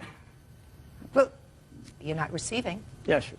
Did you just say to me that if they were going to pick up half the car, they would have come and picked up half the car? I meant to say, if they were going to say anything about the car, he would have came around on the 26th and said, we want the $2,000 back. All right. Mr. Avalos, listen to me. You just cooked your own goose. You said to me, your agreement with the plaintiff was this was going to be your car as a couple. Right. And she was going to, according to you, put down not only $2,000, but also help you with the car payments. But they told me to keep the car. They said they didn't want it. They don't want the car. Right. They don't want the car. So I took the car back. What do you mean you took the car back? You never gave it to them. No, I took it back to the dealership. Fine. And what did you buy? A cheaper car that I could afford. How much did you pay for the cheaper car? $4,000. And how much later? 3 weeks after you purchased it? Yes, about 4 weeks afterwards. It was in You never January. like to say you're right. All It was right. in So January. 4 weeks after. Yes, Your Honor. You brought it back. How much did the dealer give you for the $5,000 car towards the $4,000 car? $2,500. All this you don't have any proof of. You have no paperwork, you have no nothing. I have the owner's card. You know you're coming to court. You know, usually people bring paperwork when they come to court. He kept the paperwork for the other car, so I don't have the paperwork for the new car. Copies. So if you have paperwork for the new car would have shown how much money he gave you for the old car. True. Good. Now you're getting better. So you used, according to you, $2,000 of her money to purchase this car that you are currently driving. Yes. And according to you, Mr. Avalos, this was supposed to be your car as a couple, right? Yes, but on Christmas Eve, she devastated me. She said she no longer wanted to be the couple, that she wanted Well, how to do you take the think her car husband back. felt? Well, he's the one that told me, he said, keep the car. I wasn't talking about the car. I was talking about his wife. They were divorced. Because of whom? Not because of me. Because of the two of you. Not really. That wasn't because of you. No. When you started to They have had this... problems long before I came. Well, that's what she told you when she was talking to you in the chat room, but they were still married, right? True. True. All right. You got to give her $2,000 back. Judgment for the plaintiff in the amount of $2,000. That's all. Parties are excused. You have Wright, Parker versus Van Tine. Parties have been sworn in, Judge. You may be seated. Ladies, have seats, please. Miss Parker, the defendant had been a friend of yours. Yes, ma'am. And according to your complaint, on the 17th of August, you asked her to watch your dog, small dog, Pomeranian. Yes, ma'am. And on the 20th of August, you contacted her to get the dog back, and she refused to give the dog back to you. And she has Yes, not given the dog back to you to this day. Is Right. that right? Mm-hmm. The defendant has a counterclaim. He says because the dog has been with her now for 81 days, she wants to be paid for boarding the dog. And the second defense that she has is that she actually purchased the dog for $1 from your estranged husband. Is that right? Yes. Okay. Shh. Okay. Tell me the circumstances of the defendant coming into possession of the dog on the 17th of August. I was having some problems at home with my stepchildren that I've raised for 10 years. My husband was an over-the-road truck driver. And I got very upset, and I called him, and I asked him to please come home and help me straighten it out. So he said that he would do that. He was going to deliver the load he had, and he would come home. About an hour later, my stepdaughter informed me that she was leaving. She wasn't going to take this anymore, whatever this was. And she was leaving and had someplace she and her brother could go. So I was very upset, and I just said, well, you know, Danielle, I can't take this anymore. You've been threatening to leave for a year. I said, the door's not locked. If you need to leave, then leave. And so they did. So I spoke with my husband several times during the week. Apparently, he had spoken with Danielle. She had called him on his cell phone and told him... That's his daughter? Yes. That she would tell him where they were if he promised not to tell me. So he made that promise to her. And when he informed me of this, I said, you shouldn't have done that because I'm here and I'm in charge of them and I should know where they are. Well, a week went by. He called me on the 16th at noon and said he'd be in on the 17th. We'd get the kids home, we'd get it all straightened out, and everything would be fine. When the 17th came, he was going to call me to come pick him up because he can't park his truck where we live. So he didn't call, and he didn't come home. And by 3 or 4 o'clock in the afternoon, I got really concerned. I thought he was in an accident. So I called his dispatcher, who told me he was in the area, but he couldn't tell me where he was because my husband had told him not to. So that night, I got very, very depressed. And I had talked to Miss Van Tine through the week, and she knew what I was going through. And the children were at her house, but she never said anything to me about it. As a matter of fact... She a friend of the family? She was my friend. I had lived across the street from her for almost a year. Okay, so now we're at the 17th of August, and Yeah. you don't know that the children are at her house? No, because she had told my daughter the next time that she was fed up with me to just leave the house and That call. is not true. Whatever. Let's get to the dog. All right. She had watched my dog twice in the past for me. And she always told me, you know, she's no problem. Anytime you need me to watch her, just bring her down. It's no problem. I never had a problem getting her back or anything. Okay, so what happened on the 17th? I called her at 7 o'clock at night. And she said to me, I have a date with this, I don't know, some doctor that had called her and wanted her to go out on a date. So I won't be here. She says, just drop her over the fence. She'll know enough where to go. That's not true. I'll get to you in a minute. And I said, okay, fine. So about 8:30 I got there. I went in the backyard, and I put Tiffany through the doggy door. So I left and went home. The next morning, I was a little bit better emotionally, and I really missed Tiffany, so I called her house and left a message to call me. Well, she never called Saturday. I did the same thing on Sunday, and she didn't return my call. And Monday, I went to the cell phone company, found out my husband had been talking to Debbie through the week on the cell phone, so I knew then where him and the kids were. So I went to Debbie's to get the dog, and nobody was home. Okay. Now, how old is this dog? She just turned 7. When did you get her? I got her in October of '94. How long have you been married? 3 years. So you had the dog previous to your being 4 married? 4 years before I got married. Okay. I'll Hear you now. Okay. First of all, the children called me very distressed. I had never met her estranged husband, Dean, up until the children had been with me for a week. And the only reason that I did befriend this woman was because of the things that I had seen going on with the children. Okay. And so, let me nevertheless, let me get by that for a moment. The children came to your house, and you made an arrangement with her husband to keep the children at your house. I'm putting two and two together until he got back. Right. He came back sometime around the 17th of August. Did he stay in your home with the children? He did he rented a room from me until they got an apartment. When did they move out? I guess they stayed about 3-4 weeks. Okay. Now, I did tell her that I could not watch this dog. She No, you called did me, not. and I told her... Don't interrupt her. When she called me, I did not want to watch the dog because of what was going on domestically with these children. Okay. I didn't want her having any contact with them or to risk their safety again.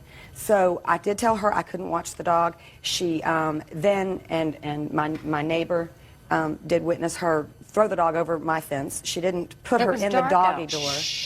This is in August at 7. It isn't dark at 7 in August. But my neighbor did see her throw this dog over my fence. And so when I get home, after telling Laura that I could not watch her, the dog is there. But then we come to the 20th, when she did, in fact, come back for the dog. Right. So my question to you, Ms. Van Tine, is why did you not give her back her dog on the 20th? Well, because she called the Charleston... She called the Charleston Police Department, and I do have the police report from that here. And he does state that she was irate and also threatened to drive her van through my house.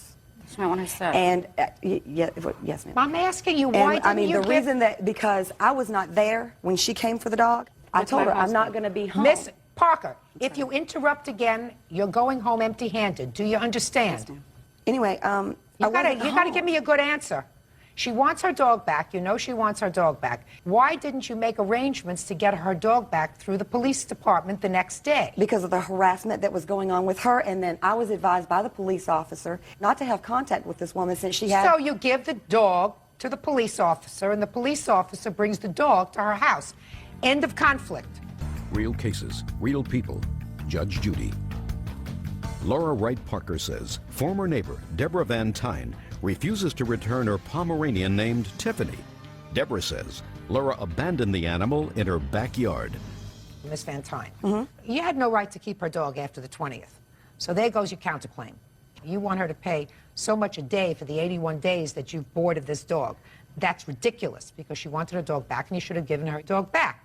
Now, you say that you bought the dog from her husband for $1? He purchased the animal. He's the one who purchased the animal in the beginning in '94. If her husband purchased this dog for her in 1994, this was her dog, and he has no right to sell it for $1 or $10 or $20. So pick a time that's convenient for you to bring the dog to the police station so that the dog can be transported to the plaintiff's home. I guess this weekend. Perfect. As far as your counterclaim is concerned, reimbursement for dog care, forget that. Related expenses, forget that. Pain and suffering. Yeah, her, threatening my life. Her brother's calling me from New York, threatening to whack me. Why don't you just give her a dog back? This was not over the dog. This was over the children. Listen, you never get in the middle of two married people. That's not a very smart Well, thing the children being abused and no one else being there. He asked me to take the children into a safe place, and I did. But then you kept both he and the children in your home for a month. It's not a very good idea. You should have given her dog back on the 20th. That was a very foolish thing to do. Judgment for the plaintiff. The dog will be returned. I will prepare an order. Your Honor? Yes. I have one question. Yes. I also put down that I'd like some kind of compensation for emotional distress and pain and suffering. That you don't get. Okay, good. Thank you. Parties are excused. You may step out. All I care about is I came out here to get my dog, and that's what I got. She was beating the children and the animals. You don't make best friends. I wouldn't hesitate to step in and help again. Not in the least. And now the next case. All parties in the matter of Gilmore versus Jones. Step forward, please. 44-year-old air traffic controller Kevin Gilmore is suing Melinda and James Jones for a bicycle accident caused by their dog. The Joneses say Kevin is also at fault. Mr. Gilmore, your complaint is that the defendant's dog caused your bicycle to crash with you on it. That's correct. And you want to be compensated for your medical bills, your pain and suffering, and basically for the injuries that you sustained. That's correct. When did this happen? On June 14th. Where were you? I was riding my bicycle in front of the defendant's home. It's a rural two-lane highway, and as I approached the defendant's house, their dog came up out of the ditch and ran in front of me. I have no chance. Where was there a ditch? I have photos of that here. Can I see it, please? The arrows point the direction I was coming from and going. And a dog could easily have been in there and not be seen. So you assume that the dog came out of this area That's here? correct. Which Right is in where there. the ditch was? That's Okay. correct. So as I approached that area where the X is, the dog ran out in front of me. I had no chance to avoid it. I had traffic on my left, and I grabbed onto the handlebars as tight as I could, knew I was going to hit the dog. I hit the dog, flew through the air, landed on my right side, and hit my head pretty hard, cracked my helmet, was unconscious for, I think, several minutes. I'm not sure. When I came to, there were several people standing around me. An ambulance had been summoned, and the police were on the way. I was taken to the ER of the local hospital, and I was treated for my wounds, given some medication for pain. What kind of dog was this? Do you know? It looks like a black lab mix, maybe a 60 or 70 pound dog, 18 months old, full of energy. No problem trying to keep up with the biker, I guess, but damage to my bike was pretty significant. It's an expensive bike. I think I paid over $5,000 for it. I have a receipt for that initially. Did you have any opportunity to speak to the defendants? Yes, I did. When? Actually, that night, my wife spoke with Mrs. Jones. On the telephone or in person? On the telephone. Wife? Yeah. Step up. Is it Miss Gilmore? Mrs. Gilmore, yes. I spoke to Mrs. Jones just to get the information about their address, and I just wanted some basic information. I asked how the dog was, and I told her that my husband had been hurt pretty badly, and that we were probably going to be compiling the costs of out-of-pocket expenses. So What did she say? She didn't say much of anything. She was pretty quiet at the other end. How did she say the dog was? She said the paw was hurt on the dog, but the next day my husband had talked to him, and I think it was hurt pretty badly. Do you have any photographs of your injuries? Yes, I do, ma'am.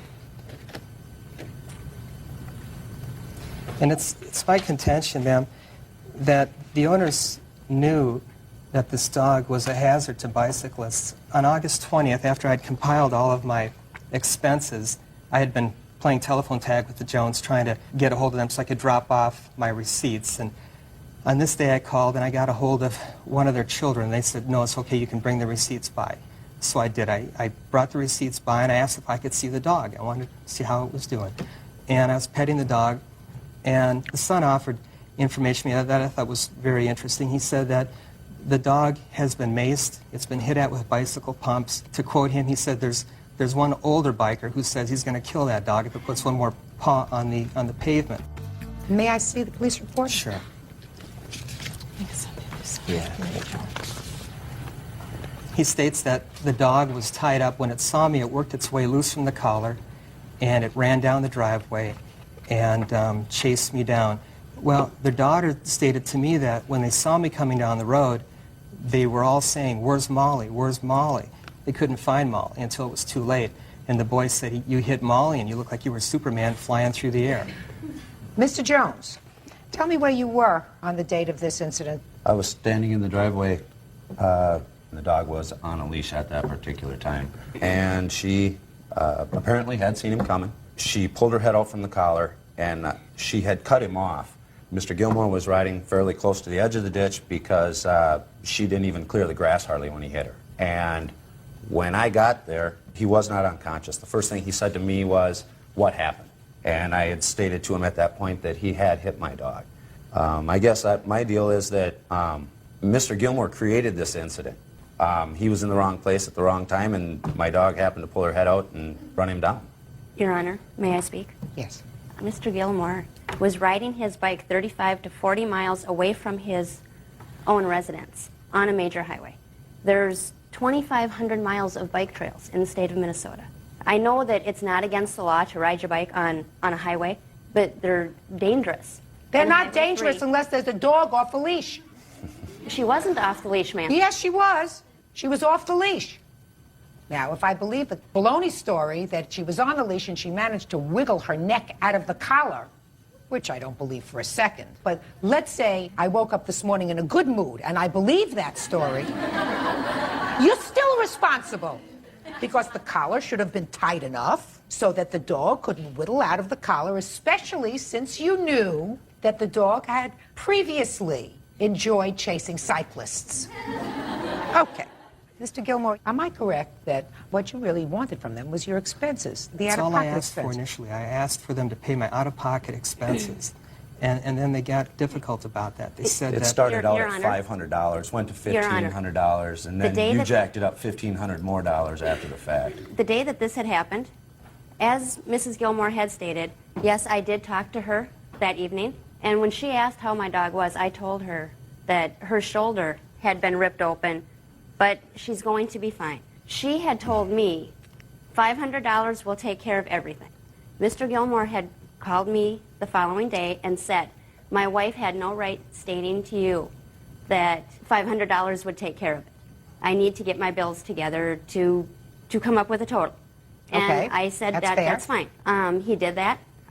He did that. So what were the yes, bills that he when- presented you with? He presented a bill of $1,192. So Okay. now it has gone from $500. No, it didn't go from 500. No, to the Miss 1,200. Jones, it didn't go from 500. If his wife said that to you, $500 should cover it. And then he called you immediately and he said to you, my wife should not have said that to you because I don't have all my bills together yet. Exactly. So he got the bills together and he brought them over to you. So why didn't you pay him? We felt that No, he couldn't- I didn't ask you. I'm asking her. Because I was not able to get back to him. When did you finally get back to him? He had called. When did you get back to I him? did not, ma'am. Well, then that's the answer. You never bothered to call him back. Okay. Your Honor. How can we go from almost $1,200 to over $3,000? Because he's also suing you for pain and suffering. Those were his out-of-pocket expenses. He wasn't asking you for $3,000 then. It was only when you blew him off and didn't call him that he sued you. And he said, I'm going to get some pain and suffering out of this, too. But Why when don't you I have said to- to Kevin that I was surprised that he wasn't willing to accept any of the responsibility of this incident, that's when it got jacked up. It is not his responsibility. It is It your was an responsibility. accident that was just something that, a freak thing that had happened. No. Listen to me, sir. Accidents happen. That's why we have insurance. If you drive a car, which I'm sure you do if you live in a rural area, you have insurance on your car because very few people, unless they are demented, go out into the street with a vehicle intending to cause injury or damage. That's why we call them accidents. This was, in fact, an accident, but it was an accident caused by your dog because your dog was off the leash. So if I had been in my vehicle backing out of my driveway and he had hit me, he is not any at all responsible? You don't seem to get the drill here in a court. In a court, I ask the questions and you answer the questions. I understand So that. far, you've answered the questions and you've gotten most of them wrong. Judgment for the plaintiff in the amount of $3,000. That's all. Parties are excused. This case number 238 on the calendar, the matter of McKee versus Granados. Parties have been sworn in, Judge. You may be seated. Ma'am, have a seat, please. Mrs. McKee, you have a daughter. Yes, ma'am. The defendant has a pit bull, right? Excuse me, Bird. Could you ask this young lady to either get a sweater or to get out? It's a courtroom. A little improper decorum. You can find a sweater, you can come back in. Now, it is your complaint, Ms. McKee, that the defendant's pit bull bit your daughter. The defendant does not deny that his pit bull bit your daughter, but he said it was her fault. Correct. Okay. Tell me your first name. Rosemary? Rosemary, do you remember when this happened? Yes. Tell me when. It was July 20th at approximately 12:30. In the afternoon? Yeah. Would you feel more comfortable talking to me up here, or you want to stay near your mom? There. Come on. Okay.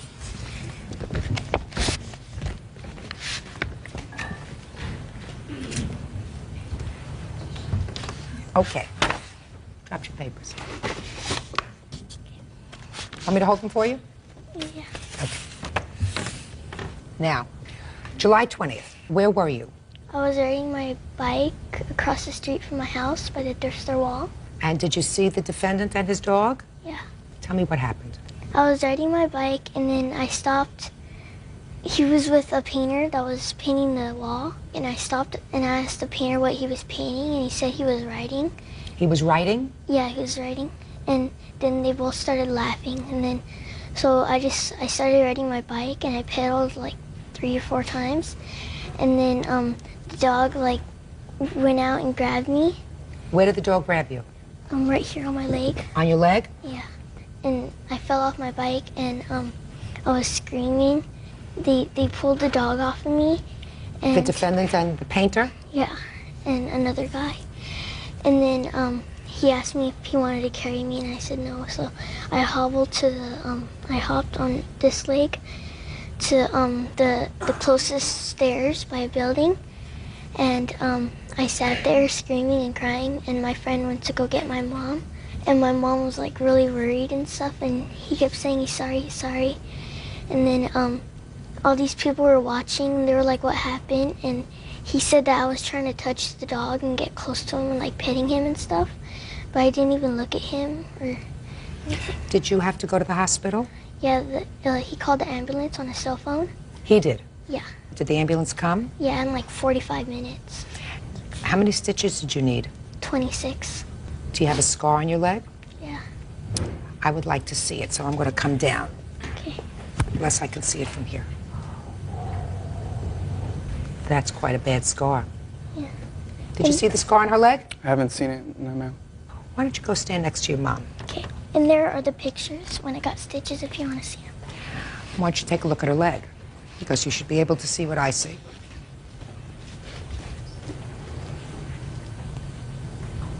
Okay, Mr. Granados, I read your answer. Why don't you tell me your version of what happened? It's pretty much the same story, Your Honor. Besides that, she did try to pet the dog.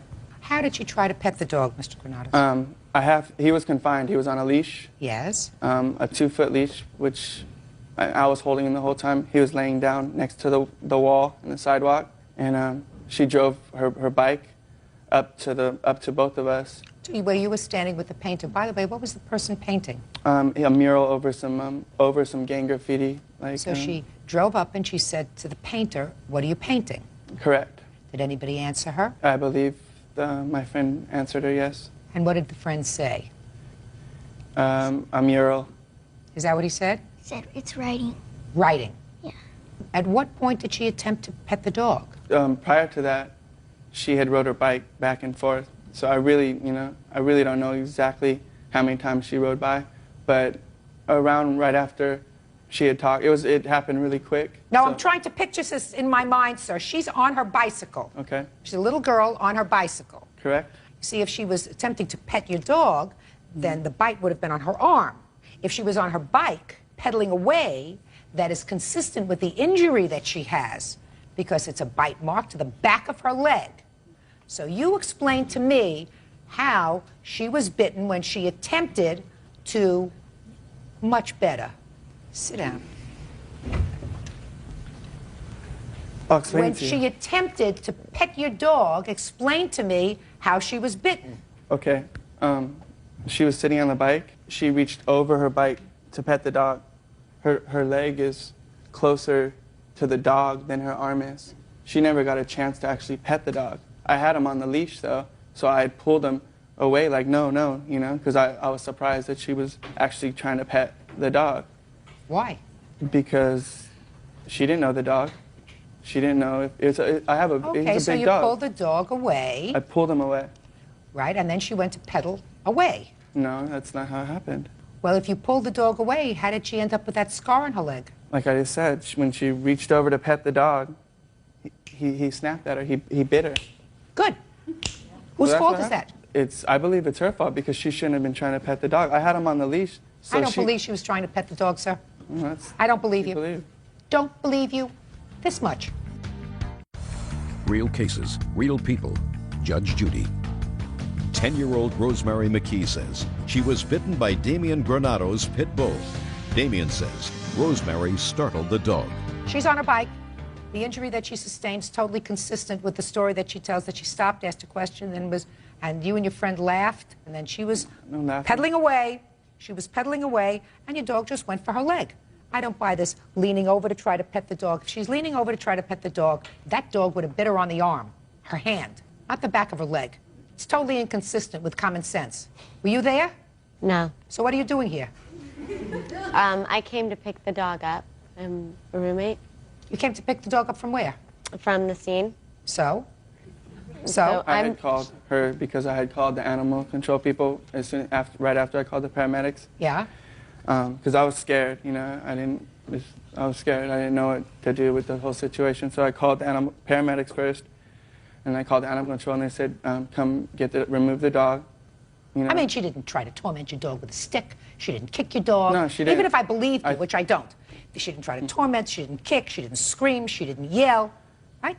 No, I think the bike actually is what scared the dog. Well, that's what's in the street. Bicycles, cars, things. You know. Yeah, If you have a pit bull, then you get a muzzle. If you have a pit bull, you get a muzzle. Aren't there other breeds of dogs that perhaps you might be interested in? Well, the animal control people said it's not safe to have your muzzle on a dog because it restrains his breathing, and he's never had any prior attacks, so I had never... Now he has had one. She has to be compensated. She's got a scar that's going to last for the rest of her life. Correct. Yeah? So Correct. What kind of compensation did you offer her? Did you offer to pay her medical bills? Yes, I did. I called the mother after. I gave her all my information, my phone number. Is that true? No, ma'am. He has never called me. You mean from the time this incident happened in July and your daughter was taken away by ambulance, he has not called you to inquire as to how she is? Yes, Your Honor. He has never called to any concern at all, other than the fact that his pit bull might be put to sleep. That was his only concern. Well, how did he relay that concern to you? He was just about crying while he was on the cell phone while we were waiting for the ambulance. After that? After your daughter was taken away by ambulance? He has never called. Still have the dog? Correct.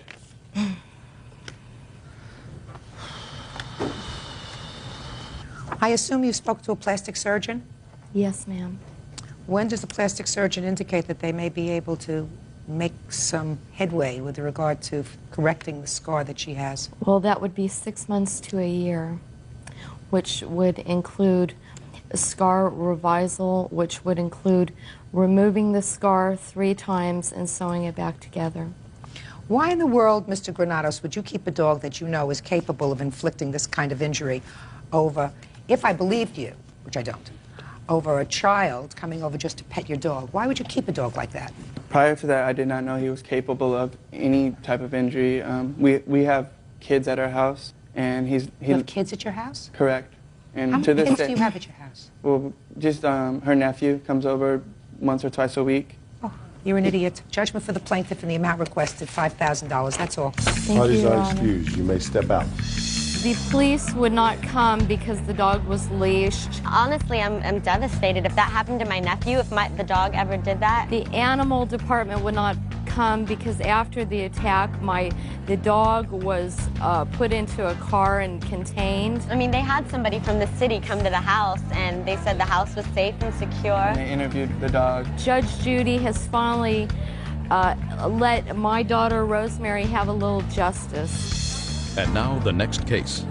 All parties in the matter of Arvizu versus Lawrence. Step forward, please. 36-year-old police officer Edward Arvizu claims Deborah Lawrence's daughter, 14-year-old Autumn, made unauthorized phone calls on his calling card.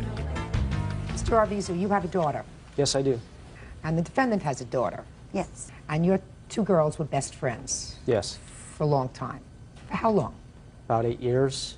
And then I gather that there was a time when your nephew, who lived out of state, came to visit you for a while.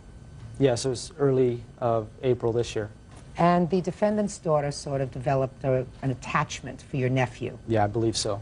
And then he went back home. Yes. What state do you come from? Arizona. And what state does nephew come from? California. After he went home, you got a whopping telephone bill. Yes, I did. $1,042.42. Is that right? Yes, it is. So did you call the phone company and... I noticed that I recognized all of the numbers. And whose numbers were they? The originating number was from my sister's house, where my nephew lives, and... What were these, collect calls or...? Calling card. Calling card? Yes. Oh, so somebody got a hold of your calling card. Yes. Go ahead. The numbers that the calls were placed to were also familiar. My daughter said, "That's Autumn's number, Dad." So... That's Autumn? Yes. So what did you do next? I called my sister, sent her a copy of the bill.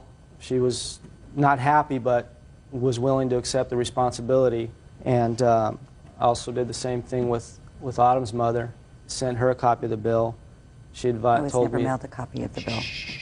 she told me that I got a call back a few days later that she would only accept responsibility for the calls that Autumn made. And at this point on the first bill, it was only like $12.96. Okay. Well, that would be fair, to only accept responsibility for the calls that Autumn made. But then you got another bill. Yes. What was the next bill? $1,451.40. And how much of that bill is attributed to phone calls that Autumn made? I only have it figured out with tax and from the prior month. For the second month, $1,349.35. So she made all the calls. Yes. Next month, plus $1,296. Yes. So $1,352.31. When their nephew came to visit, a crush happened for both of them. It wasn't just one. She was 13, he was 17. Their son drove the nephew home, and apparently the son had left his wallet there because he had expressed to Autumn he needed to mail it back. How he got the PIN number, I do not know. But the calls originated from him. When he spoke to my daughter, he said, "Call me at this number," and he gave her a calling card. Well, he didn't give her a card. He gave her the number. a card number and a okay, pen Autumn, number. did you recognize the number on that card? At first. You've called that number many times over the last 8 years, isn't that right? Because your friend lives there, Yes. right? Yes. So you realize that card had the same telephone number as your friend, as the Arvizus, right? Yes. Who'd you think was going to pay for that? I didn't think about it at Right, you didn't think about it. That's the when bottom line of it. When he gave her the number and the pen number, the only calling cards that Autumn has ever had are the ones that you buy in stores. The pen numbers are not attached. They're ones that you create. And he told her this was, you make your own pen number. You make your own, you have the number, but you don't have a pen number. You make your own. So what? He told her it was his. So what? And that this was okay, and that when she asked how many minutes were on it, he said unlimited. Did you have that whole conversation with him? Yes. You see, 13-year-olds are very smart, Ms. Laurent. 13-year-olds are so smart when it comes to these numbers. They know all about that. No, they don't. No, yeah, at least not my daughter does not. Well, who do you think should pay this $1,349.35? Him? No, I think that the nephew should. He's 17. He's not responsible to pay anything. He is the one who got the number. There is no way that she could have. Listen to me. She would not have done anything that would have caused somebody to pay a lot of money. Responsibility. She lives in your house, right? Yes, she does. Did she use your telephone to call him? Yes, she did. To call him. How much of a phone bill did you get? Because he gave her a number for a calling card that was prepaid. Answer my question. Did she use your telephone? No. Yes, she used my telephone. But she did not bill it to you? No. And that's because she knows that calling costs money. Yes. But you know how long you have to sit on the phone to work up a bill of $1,362.31? A very, very long time. Yes. Now, in the second month, most of those calls came from her. Well, he would page her on her pager using the calling card, and then she would return the call. Your Honor, I have the bills here that show how many times she called. The times are on the bill. Oh, she called him and sat on the phone with him, right? Yes. Is this the nephew? Yes, it is. Step up here. What's your name? Brandon. Where'd you get the card from? I found it on the floor in my cousin's room. And you knew it was the wrong thing to do to have it, right? No, I didn't find the card. I just found the number. The number? Yeah, it was written down on a piece of paper. So what'd you use it for? At the time, I wasn't thinking. Well, you weren't thinking a lot. Pretty much. What happened in the second month? You stopped calling so much. I just didn't call. I just paged her, and then she'd call me back. Why? I don't know. I just. What do you mean you don't know? I didn't. Did you get in trouble with your mother? No. Did your mother say anything about the first bill? The second bill did not show up until, wasn't even knowledgeable until after they had stopped making calls because of the way that they mail out the bills. There was no knowledge of a second month until after the calls had stopped. You have to accept responsibility for what your daughter did. My daughter didn't do anything intentionally. She trusted this boy. He told her it was a calling card what? number that was So what? prepaid. What? So what? She He's would the never innocent. have done it. She would never have used it because she adores this family. She's known What them for grade are you many in years. school? 9th. How do you do in school? Good. Let me hear what was your grade last semester in math? A. What was your grade in English? A. What was your grade in social studies? A. So you're not stupid. No. No, but Judgment for the naive to the plaintiff in the world. amount of $1,362.31. Don't avoid responsibility. It's I a was very, not avoiding very it. bad lesson and message to send to your daughter. No, it That's was a all. bad Parties are message for him. excused. You may step out. Now, this is case number 226 on the calendar in the matter of Stouch versus Stalling. Parties have been sworn in, Judge. You may be seated. Sir, have a seat, please. Mr. and Mrs. Stouch, was this a first wedding for both of you? First for him, second for me. According to your complaint, you booked the defendant's hall for your wedding. Correct. You were unhappy with what you saw when you finally saw it, and you want her to give you back all kinds of money, including a whole bunch for your aggravation. Yes. When was your wedding scheduled? August 11th. And when did you book the defendant's hall? Right around June 5th. Where is the defendant's hall located? In Eureka Springs, Arkansas. And where were you living? Kansas City, Kansas. Why were you getting married in Arkansas? Well, we've learned a lot about Arkansas, about Eureka Springs, a nice little village, and How far is it from... it's 5 hours. But there's a lot of wedding chapels in Eureka. So you mean you were schlepping everybody out there, this 5-hour drive? Yeah, a lot of his family and friends are from The area. the area. That's what I'm getting at. So a lot of your family was actually there already. They were within 2 hours away. Okay. And you booked the place sight unseen. Over the internet, we found it. Over the internet, but sight unseen. You never went to look at it. Correct. You never went to look at it. You never had any of your family or friends who live in Arkansas go to look at it. No, my family is 2 hours away from Arkansas. That's okay. A 2-hour trip. Which family? You have parents, sisters, brothers? Sisters, brothers, and So you say to your brother or your sister, do me a favor, take a ride up to this place. I saw it on the internet. You know, I think it's a nice place. I'd like you to take a look at it and make sure it's, you know, what we think it is. All right. So you went to look at the chapel how much before the wedding? We showed up a day before the wedding. We had no reason to believe that it wasn't going to be a nice place. The pictures on the internet shows us it's nice. We're not supposed to just assume that it's a, you know, a dump. Well, that's what you found. According to you, you found that it was a dump, right? According, yes, but the internet pictures were totally different. How much of a deposit had you given her? A $200 deposit. And she was supposed to provide other things as well. Food, right? Supply food. Cake? Cake. Now, you got there a day before you saw this place, and it was, according to you, a dump. Very much so. So what'd you do? Spent the whole next day trying to find a new place. I went to the Chamber of Commerce. I went to try to get a hold of her. It took many hours to get a hold of her. The Chamber finally got a hold of her for us. I explained to her that we couldn't get married there. She refused to give us any money back. Then the Chamber actually got a hold of her, and she decided to give us $275 and give us the food and the cakes. But the cake was, in my opinion, unedible. It tasted like the place smelled. Shh. I'd just like to see some photographs if you have them. I'm not to you yet. There's before, what it was supposed to look like. Then there's some. We have quite a few that we've taken of what it actually looks like. Okay.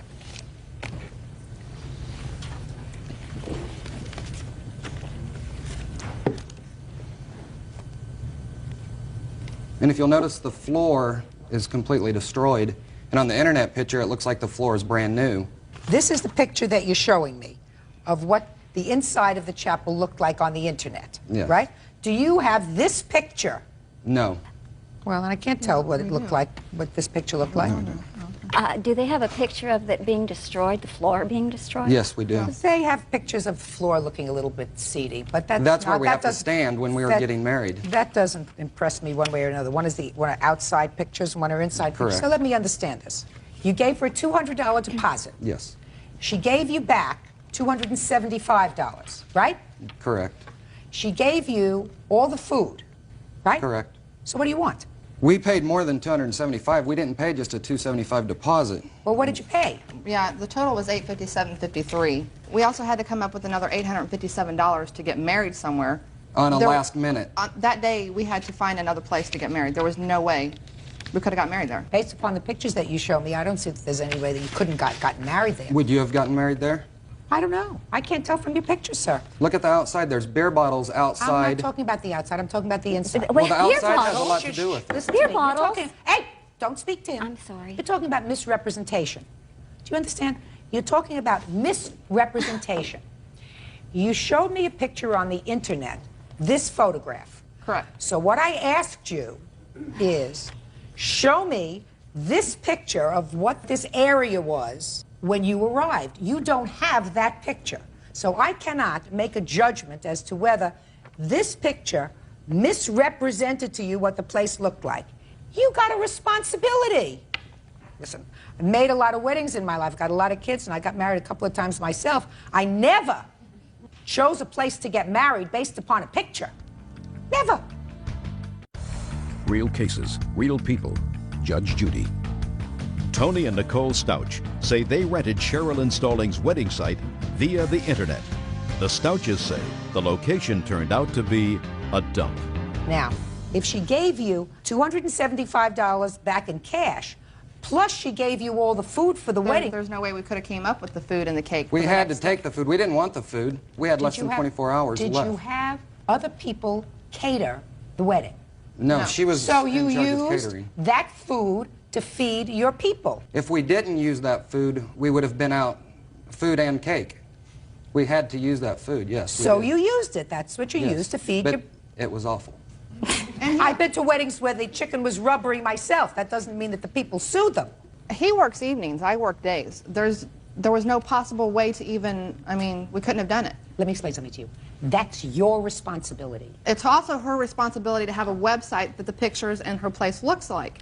I mean, That's your responsibility. You're planning a wedding. Some people may like to plan a wedding in a dungeon. Some people may think it's kinky. Some people like to get married jumping out of airplanes, holding hands with a rabbi. Right? Not my thing. Some people like to get married at the top of a roller coaster. They think that that's interesting. It's not my thing. You were charged with the obligation of choosing a place. You chose this place based upon this picture. And based on talking to her and telling us how nice it was. Right. Well, what is she supposed to say? She's supposed to say it's not nice? Well, it's not nice. That's your fault. Send your sister over to the place and say, listen, we're contemplating doing this place. Do me a favor. Take a 2-hour ride. I want to make sure that this place, the whole place, is similar to this one picture that I saw on the internet. You didn't do that. Every What are you internet site- complaining about? You got married. You had your family and friends there. You had food. The food wasn't great. You know what you do when you do a wedding? You go to the place and you say, this is the place? Good. Now I want a tasting. You're going to supply the food. I'd like to taste whatever you say that you're going to provide so that I can select a menu. That's what people do. If you're doing this thing over the phone, you run certain risks. You had opportunities. You work days, you work nights. I'm sure that both of you don't work 7 days a week. 6 days. Well, that's not 7. On the 7th day, you travel. If it's so important to you to see what the place looks like and to select the menu, you get in the car and you go there and take a look to see what it's about. You don't come in kvetching later that the place didn't look nice when I got there. Listen, you got married, be happy. Goodbye. Case is dismissed. All right, excuse you, may step out.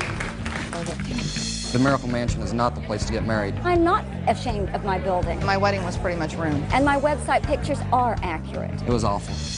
And now the next case. All parties on Turner versus Turner. Step forward, please.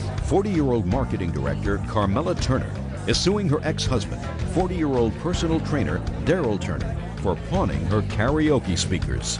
Miss Turner, were you ever married to the defendant? I was married at one point to the defendant. When? We were married October 2nd, 1994. And divorced when? June 28th of this year. But you've been together for a longer period of time than that, is that right? Yes, we have. Since when? Since 1991. Do you have any children? Yes, we do. We have one son, Andre, and one son, Daryl Turner, the second. Either one of these children? Daryl. Little. Little one. Yes. Who are these two children? These are two of my boys from a previous marriage. Okay. Is there any reason that these boys have to be here? Michael actually was our sound person that... I don't need the information about that. That has nothing to do with this case. Okay. Why don't you boys go outside, please? They can find their way, Bird. Okay. I don't see why children have to be involved with this. Okay.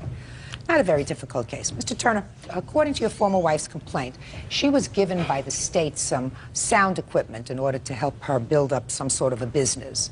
And that business was the karaoke business, and you would do shows and events and things. Is that right? That's right. You worked in it together. That's right. The speakers were part of the equipment that was given to you. Yes. Because you have some sort of a disability? Right. And according to you, you also contributed to the business. The kids were involved, and you did some events over a period of how many years? 3. And then there came a time, Mr. Turner, that according to you, you needed some money. We needed money. According to you, you needed some money, which is what you say in your answer. Okay. And so you pawned 4 of the speakers. Correct. When did you do that? Right before May. Of this year? Of this year. Right before your divorce? Well, right around then. Shortly before then. Well, were you living together at the time you were going through a divorce? Yeah, well, the divorce came prior to some things that was going on that led up to the divorce. Well, usually people don't get divorced in 1 month. So were you actually living in the house? Yes. And within a month, a divorce became final? What are you shaking your head? He's not making sense to me. Me either. Okay. Were you living together in May of 2000 when he pawned these 4 speakers? Okay, he pawned the speakers in February. He did not pawn them in May, he pawned them in February. Does that sound? That sounds about right. Okay. And when did he move out of the house? He started preparing to move out right around May 1st, and he moved out, actually physically out, May 23rd. Now, did you agree that he should pawn these speakers in February? No, I didn't, not initially. What do you mean not initially? The pawning was done prior to me coming home. Now, after he did tell me about it and told me why he did it, and he told me that he would get the speakers back before our next show. Does that sound right? Some of it.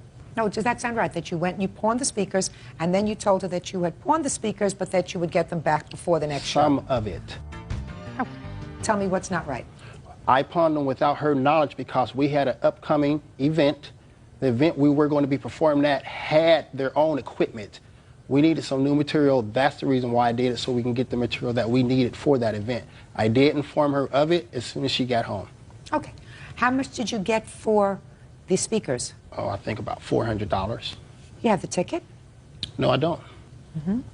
You never got the speakers back? No, I didn't. Why? We separated, and I wanted 2 of the speakers. She refused to give me 2 of the speakers, so I didn't feel that I needed to get them out of the pawn shop. So I didn't want her to have all of them, so I left them there. Well, you can't do that, Mr. Turner. Well, there's a reason why I did it. I'm listening to your reason. The reason why I did it is when I left the city I was in to go to resign in another city, as soon as I got there, the sheriffs were waiting for me, which she had called. They threw me up against the fence, handcuffed me. My little 4-year-old was with me. He was crying hysterically. Then they had to take him back halfway to Bakersfield by himself. This is about 10:30 at night. By himself. Then I was humiliated in the local newspaper as being a child abductor. All this stuff went on. Now, she kept all the microphones, all the lights, everything to the show. Everything, all the furniture. All I wanted was just 2 of the monitors. So but she had been given those, sir, by the state. Well, we were married, and when you're married, usually there's what they call a common, I forget the term that was used. Community property is what you're talking about. Okay, right, exactly. Community property. Community property, sir, contemplates that married people contribute the same, some with time, some with money, some with a combination of time and money and caregiving, etc. So community property means that each of you has contributed a certain amount to the physical things in a marriage, the televisions, the sofas, the table and the chairs, etc. When the state, through a vocational rehabilitation project, gives equipment to someone who is disabled in some way, that does not become community property, ever. Do you understand?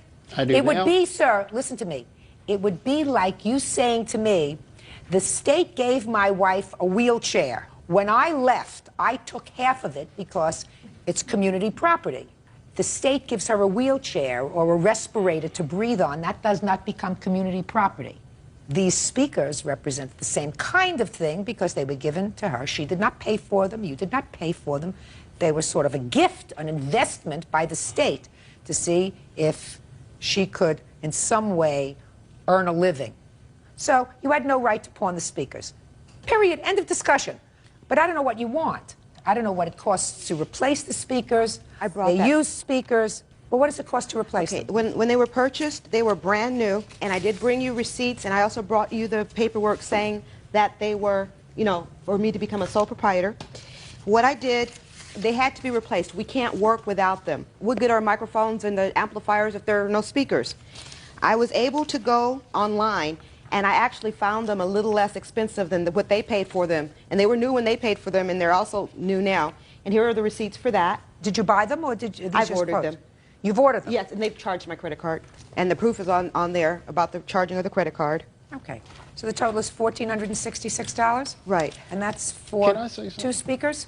4, actually. 4 speakers. 2 monitors and 2 speakers. And on the front Well, of the did he also take the monitors? Yeah, it was 4 total. It was 2 speakers and 2 monitors. And on the front, it shows the pictures of them. Yeah, what do you want to tell me, sir? Fast. Now, the speakers were heard, but the microphones, the lights, the fog machines, we have more than just speakers. There's other equipment that I bought. She got that stuff still. Just a minute. That's part of your divorce, sir. That's part of your divorce. If you purchased it with your money... Shouldn't I be entitled to get it? You should have asked for it in the divorce, sir. I did. And was it given to you? No. Well, then, what do I have to listen to it for? So what I'm telling you is, certain things are community property, certain things are individual property. These items that were given to her by the state are her single property. They were not given to you as a couple. In this case, if you decided to let that other equipment go in your divorce, that is your problem. This you cannot do. You cannot take property that is not yours and sell it, which is exactly what you did, and you have to pay for it. $1,466.29 is what it costs to replace it. Your Honor. What? Okay, when he did do that back, you know, in February, there was a show coming up. I heard that you put in a deposit and you couldn't do it. You should have rented equipment. I don't want to hear anything It wasn't about a deposit. I had to pay the whole thing. It's right here. No. You're not paying attention. You paid the whole thing, and what I said was, then if you didn't have these speakers, you should have rented equipment for the day. Do you understand? He can't sell your individual property, which is what he did when he pawned it. Do you understand? Yes. Judgment for the plaintiff in the amount of $1,466.29. That's all. Parties are Mrs. McKean. Parties have been sworn in, Judge. You may be seated, ma'am. Have a seat, please. Ms. Rosales, according to your complaint, the defendant, who was your former boyfriend, and you went on a trip this past summer to Mexico. Correct. About a month afterwards, you broke up with, or he broke up with you. It was a mutual thing. I don't know. You broke up. And you claim that he still owes you for some expenses from the trip. Correct. He says he does not. How long were you away? We were away for a month. How could you get away for a month? You have a good job? No, I don't have a job. I just saved up money 2 years in advance, and I sold my stock to go on this trip. Had you been working before you went on the trip? Yes. My last job ended in November, but I'm a full-time student, so. Were you working? Yes, Your Honor. What kind of work do you do? I'm in retail management. And you could take a month off from your job? Yeah. Great. Okay, what was the arrangement? We were going to go away for 1 month, July 10th to August 8th, and I was going to bring my own money. He was going to bring his. I brought $1,000 in traveler's checks and $1,000 in cash. About a week prior to us leaving, he told me he wasn't going to have enough money, and he wanted to know if he could borrow my credit card. And I asked him how he was going to pay for it. He told me that he was going to sell his stock when he returned. I knew that his portfolio had more than max on my credit card, so I knew that he was good for that amount of money. I agreed. We went on the trip, and we pretty much paid for everything 50-50. For like hotels, I would pay for my half in cash. He would pay for his half on the credit card. Everything else was 50-50. We made a conscious effort to do it that way so we wouldn't take each other's money. We came back August 8th. A little bit afterwards, I asked him how his stock was doing. It dropped dramatically, and he told me that because his stock dropped, he didn't have enough money and he wasn't going to pay me. No. Sarah had been begging me for the last year before we went on the trip. Please, babe, can we go on a trip? I just want to go somewhere this summer. Don't get dramatic with me. Don't get dramatic. Anyway, she knew that if I went on a trip for a month, I'd lose a month in pay from work. So before we went on the trip, she knew I couldn't afford. Don't tell me what she knew. I want you to tell me what you talked about. I was going to bring some of my own money and pay for whatever I could. And she'd take care of the rest because she knew I couldn't do it otherwise. No, just a sec. There's a difference between what you believe she knew and what you discussed. Do you understand? So I want to know what discussion you say took place before you went with regard to using her credit card. Well, it was her credit card, and I wasn't going to be paying for it. It's a lie. I was going to pay for whatever I could afford to pay for. No. Okay. With the money I brought. Don't speak. When did your money run out? I'd say about 3 weeks, 3.5 weeks into the trip. That sounds unlikely, sir. That means that there were only a few days left that you relied on the credit card. Is that what you're saying? Well, she was using the credit card. Let us say you went to a hotel. You stayed in a hotel for 28 days, various hotels. How were the hotels paid for, Mr. McKeon? I'd pay for what I could in cash, and she'd charge it on her credit card or pay for it in cash with her money. So what you're telling me is the hotel bills were, for the most part, paid in cash? No. Shh. So how were they paid? Well, some of it was paid for in cash. Yes. I don't really remember. What about your meals, sir? I paid for some of the meals, and she paid for some of them. Were any of the meals paid for with a credit card? Yeah. How did you contribute to those meals that were paid on the credit card? Well, she would pay for those because I'd pay for a meal one day or for lunch, and she'd pay for a meal for dinner. So what you're saying, Mr. McKeon, is that for the vast majority of this trip, you paid your own way? Yeah, definitely. That's not what you say in your answer, Mr. McKeon, that you signed and that you swore to. You said, I had very limited money. She really wanted to go and offered to pay for all the accommodations and any additional expenses incurred on the trip. All I could afford to pay for was my plane ticket and some spending money. Does that refresh your recollection? Yeah, but... Well, that's what you swore to, sir. And I assume that when you wrote this answer, you reflected on it, and in this answer you said you paid for your plane ticket and brought some spending money, but that she had agreed to pay for all of your accommodations and any other additional expenses on the trip. Now, is that what you're telling me? Yes, that's true, Your Honor. So you did not pay with your money for 3.5 weeks when you were on the trip. And then, as you just told me a moment ago, just a few days we used on her credit card. That wasn't true. No, I helped out when now I let me could. see. Now let me see your bills. There's a breakdown, and also I have, this is one of the payments that was made. He made 2 payments to me. He made one payment to me of $40 so I could repay my mother back. 50. Your Honor, that was no, just and to help another her payment out. of, I was just trying to help her and out. another payment of $50 that I paid to the credit card. Your Honor, she told me that after the trip, she'd get a part-time job and make payments on the credit card, How and it wouldn't can be a I? problem. No, don't speak to him. I want to hear him. GB, I want to hear him. Go ahead, let me hear. She told me that after the trip, she'd get a part-time job to cover the expenses, to pay the credit card debt off, and it wouldn't be a problem.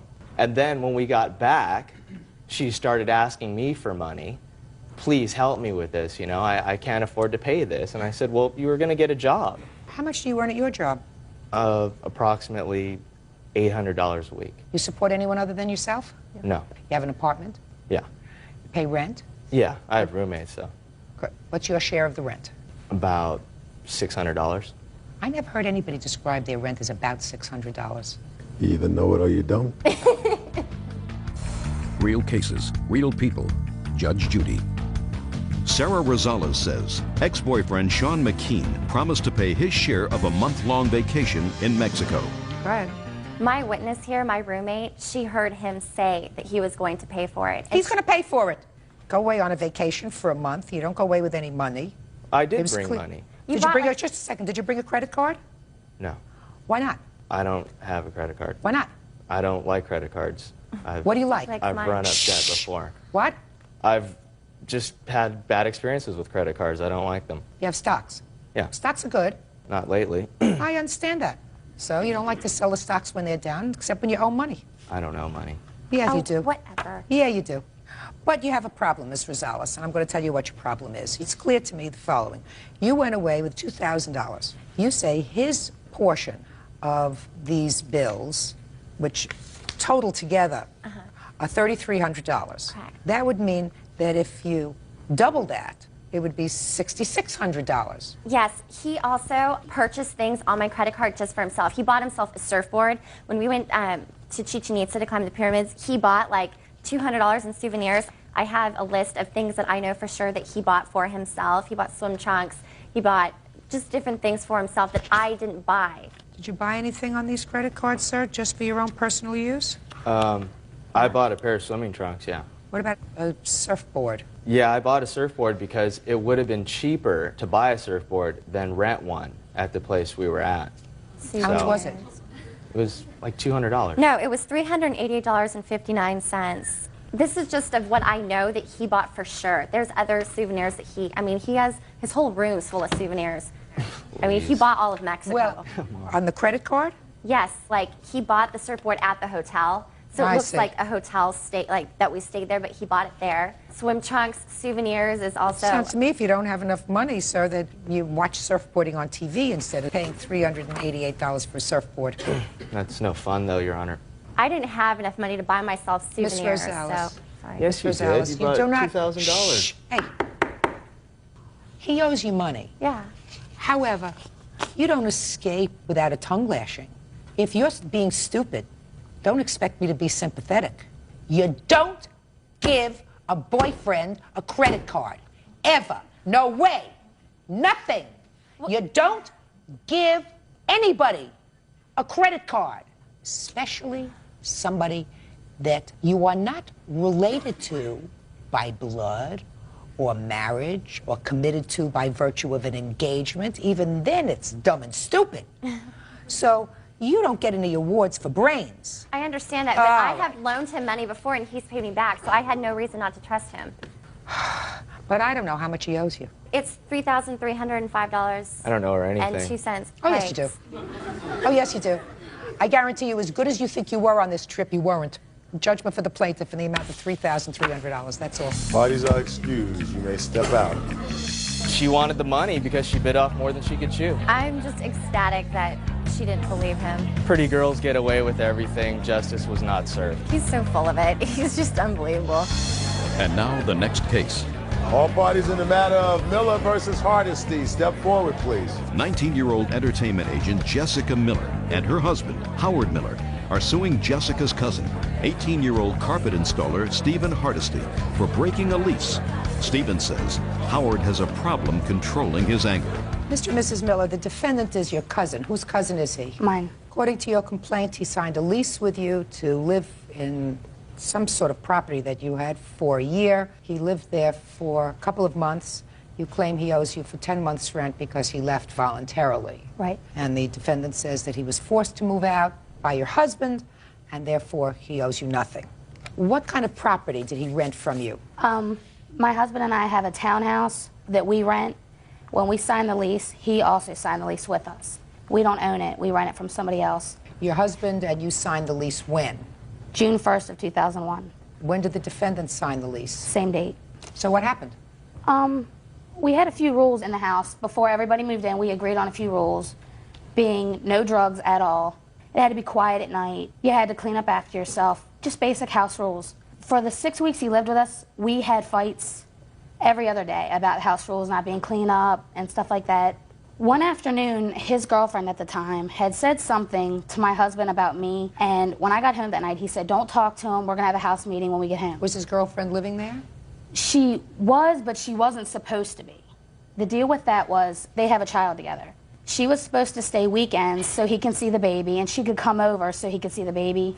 Whose rule was that? It was just an agreement we had until they got married, because she couldn't go on our lease until they were married. Why not? Because she's underage. She's only 16. Shh. Okay, go ahead. So she had an altercation with her parents to where she had to stay at the house. That was fine because the baby was there and there wasn't a whole lot of problems. But things just started getting out of hand. She wasn't working and neither was I. So we were supposed to take care of the house. And it seemed like it was me always scrubbing the bathrooms and cleaning the kitchens and doing everything. There was a lot of fighting going on, and one night in particular, they had some people over and they had a food fight. There was chocolate cake smeared into my living room carpet. I had an ornament that was precious to me broken. So I told him about it because I was very upset, and he was going to talk to them when they came in. And things got out of hand with them, and he said, look, Sarah's got to go. She's not on the lease. She's not even old enough to live here. She's got to leave. So that started a huge fight. And one thing led to another, and Steve said, well, she has to go, I'm going too. So he left, and he came back about an hour later with a cop to get a few things out of the house, and we hadn't seen him since. What have you done to try to rent that other? We can't rent it because his stuff is still there. What's there? His bed, their clothes, other personal things of his, paperwork they left there, boxes of other What's things. all your stuff doing there? I wasn't able to get a hold of them to go get Well, it. the house hasn't moved. You take a police officer and you go over there with a truck and you get your stuff. That is not why I had the police over there. I don't care why you had the police over there. Okay. I'm going to assume as follows, that they told your girlfriend to leave, and you said, if she and the baby go, I'm going too, and I consider that an eviction of you. Do you understand? Ma'am, at that time, the baby wasn't living there. Her mother had taken the baby. Yes, because of all the yelling and screaming that her husband did. Whenever my daughter would see him, she You would understood that cry. if you said Sarah's going, that he was going to go too. No, because they had fought and she had left 3 or 4 times. When did you physically leave the premises, sir? July 19th. Did you pay July's rent? Yes, ma'am. Did he pay July's Yes. rent? What was your share of the rent? $375. So August, September, and October, so far you didn't pay, No, ma'am. right? It's not a very difficult case. If you tell the girlfriend to leave, he's going to leave. You told the girlfriend to leave? Yes, ma'am, I did. Mr. Hardesty, he says that he just told your girlfriend to leave. Did he tell you to leave too? Not exactly, but once I told him that if she was leaving, I was leaving too, he said, fine, get your stuff and get out. And then he calls my wife a derogatory name. When did you get married? July 20th. So And- this all happened the day before the wedding? Yes. Go ahead. And then after he made the derogatory comment, I told him to shut up, that I was not talking to him. And then I heard my wife get out of the car and say something, so I looked over, and then when I went to look back, he punched me in the side of the face. Ma'am, and then that's I not left. how that happened No, at ma'am. all.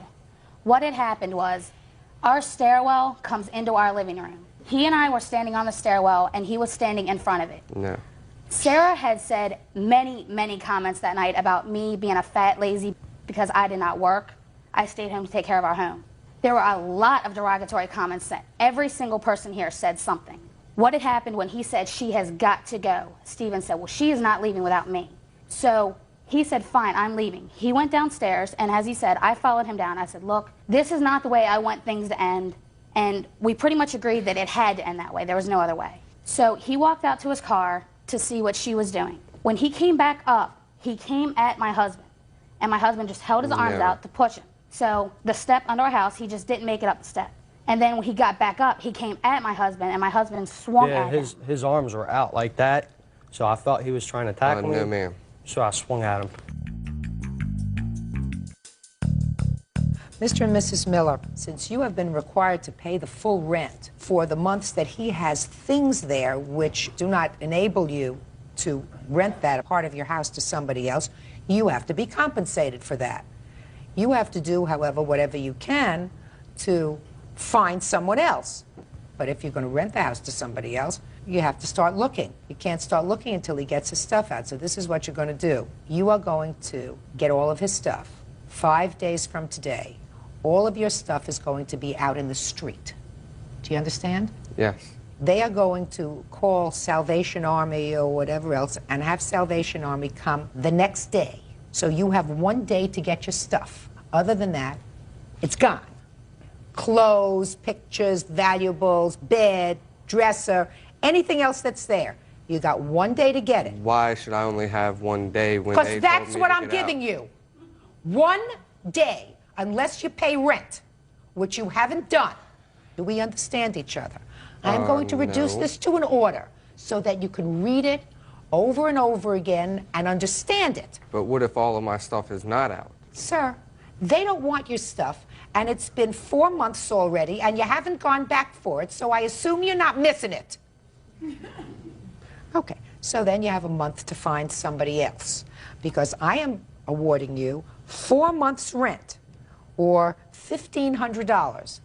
Sir, you got a very narrow window to get your stuff out. Do you understand?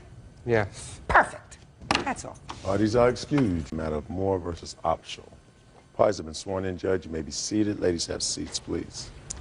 Ms. Moore, it is your claim that the defendant assaulted you by biting you. Correct. After some sort of an altercation at a bar. Yes. So first tell me when this occurred.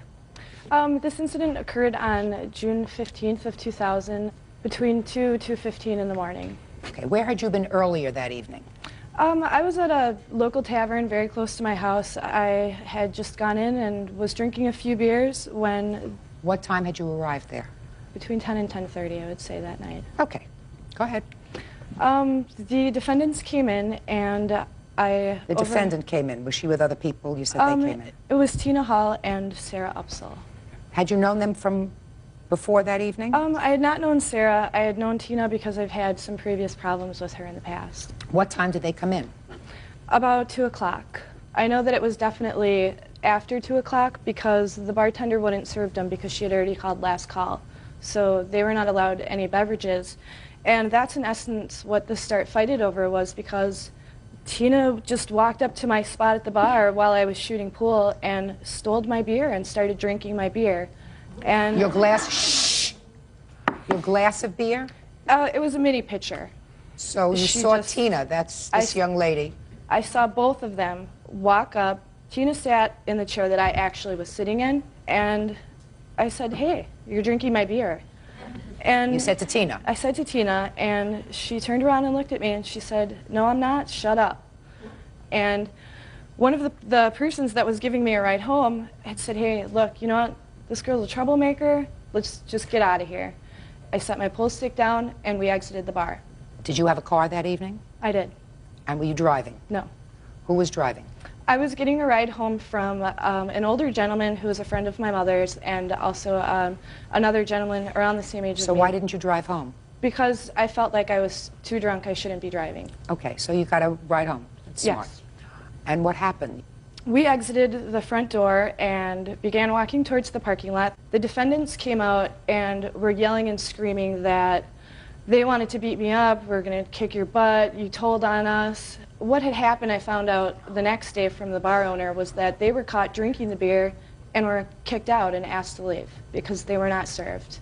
So just at the time as they were making their way out of the front exit, the other man that was with us was making his way out of the rear exit, and they kind of met. They were yelling and screaming at him, "Where is she? We want to beat her up. We're going to take care of this right now." You heard them? I heard them. I was just getting into the car at that point. He walked in and got into the vehicle we were riding in and shut the door, and he rolled the window down in an effort, I guess, to kind of get the last word in or whatever. You say something stupid. Exactly. Yeah. And Sarah just hit him dead in the face. And that is... Shh. No, wait a second. Go ahead. From there, we couldn't believe it, and I was telling the driver, just go, take off, and they were either punching or kicking on the windows of the car, trying to break the windows. Whatever. We exited through an alley that was just off of the parking lot, and by the time that we turned onto the street, they were in their vehicle already following us. Did you go home? You being dropped off? I did not go home because I didn't want these girls to know where I lived, and I didn't want to have a fight with them. And they chased us around town for a good 15 to 20 minutes. But they came at a time when you did go home? Yes. Now what happened when you got home? Because that's where this incident took place. Well, the whole time that they were chasing us, they were yelling and screaming things out of the windows and stuff. And when we pulled up in front of my house, they, of course, came to a dead stop behind us. And the male on the passenger side, I was sitting in the middle of the front seat, he told me, "Just wait in the car, and I'll take care of these girls. We'll get rid of them." Both of the girls just kind of flew out of their vehicle and immediately started attacking him, beating on him, on his head and his face, and he did this kind of like football maneuver, I would call it, and he knocked them both down, and they got up, continued to beat on him. At one point, he actually... I don't want to hear from you yet. She is lying. Did you hear what I said? I don't want to hear from you yet. But she is just... I don't want to hear from you yet. I know. I don't like to raise my voice. You will have an opportunity to answer all of my questions. Okay. At one point, he actually had taken Tina by the shoulders and walked her to the vehicle, sat her in the seat, shut the door, and was about to do the same to Sarah. Tina got back out. They continued to beat on him. And that's when I made the stupid decision to get out of the car because I thought I was going to try to help stop it. And as soon as I got out of the car and I shut the door, Sarah was already approaching me. And I did not hesitate, and I began to beat her up. I had lost my temper by that point. And what happened? We had a knockdown, drag-out, rolling on the ground, beating each other fight. And what it came down to was I was getting the better of her, and she bit my arm to get away from me.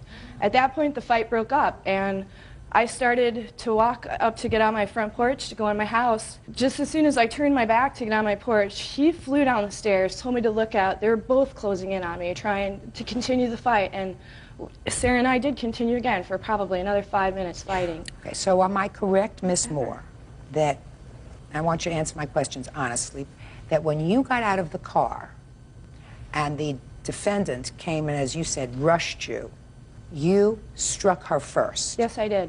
And that started the brawl? Yes. Okay. Now, Miss Opsel, you're at the bar. Yes. There's some words passed between you. First of all, I did not even talk to Cindy. I was talking with the bartender. Okay. I did not drink her beer. Okay. There was some words passed. Now, what I want to know is, you left at approximately the same time as the plaintiff left. Yes. Who was driving? I was. You were sitting in the passenger seat? Yes, ma'am. Where do you live in relation to the plaintiff?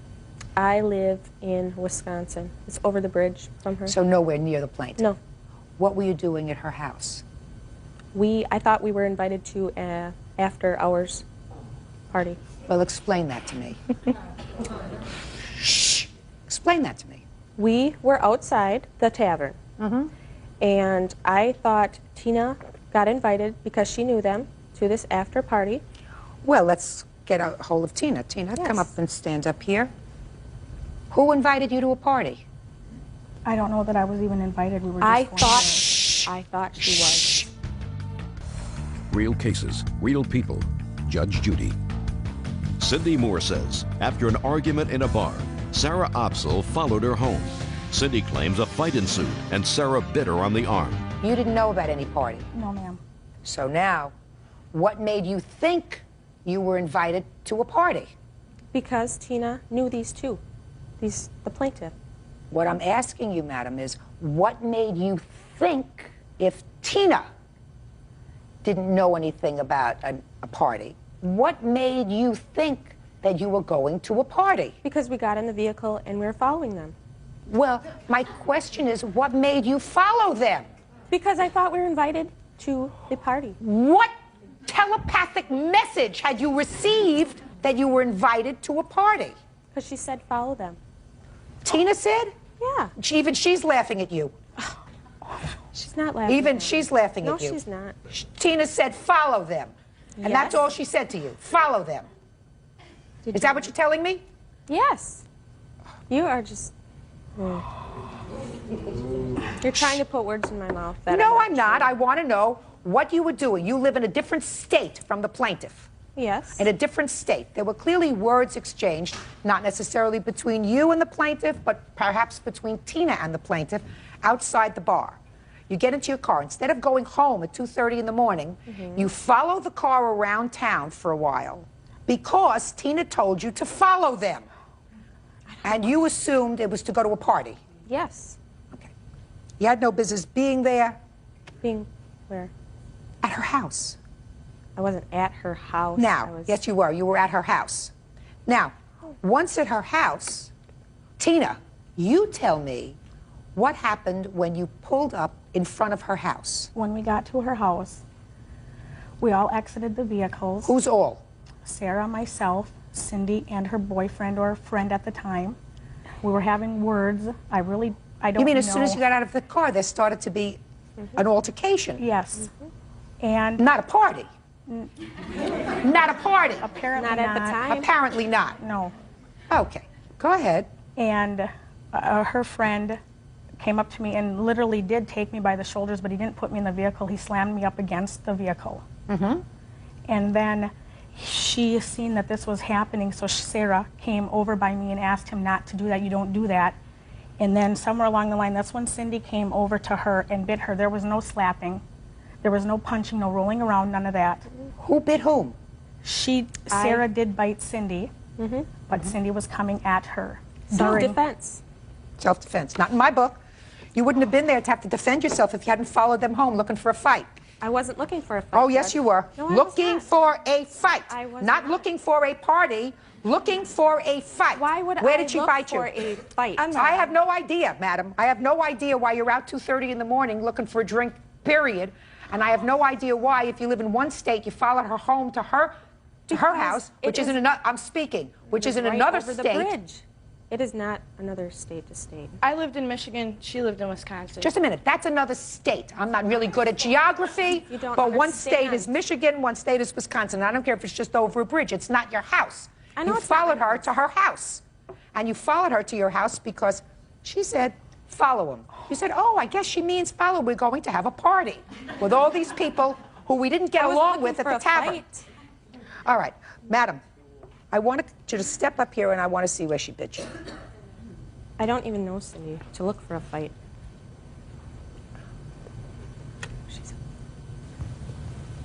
That's a good bite. Did you see a doctor? I did see a doctor. I have my medical reports here. Can I see it? As well as photographs that documented what the injury was like. Okay.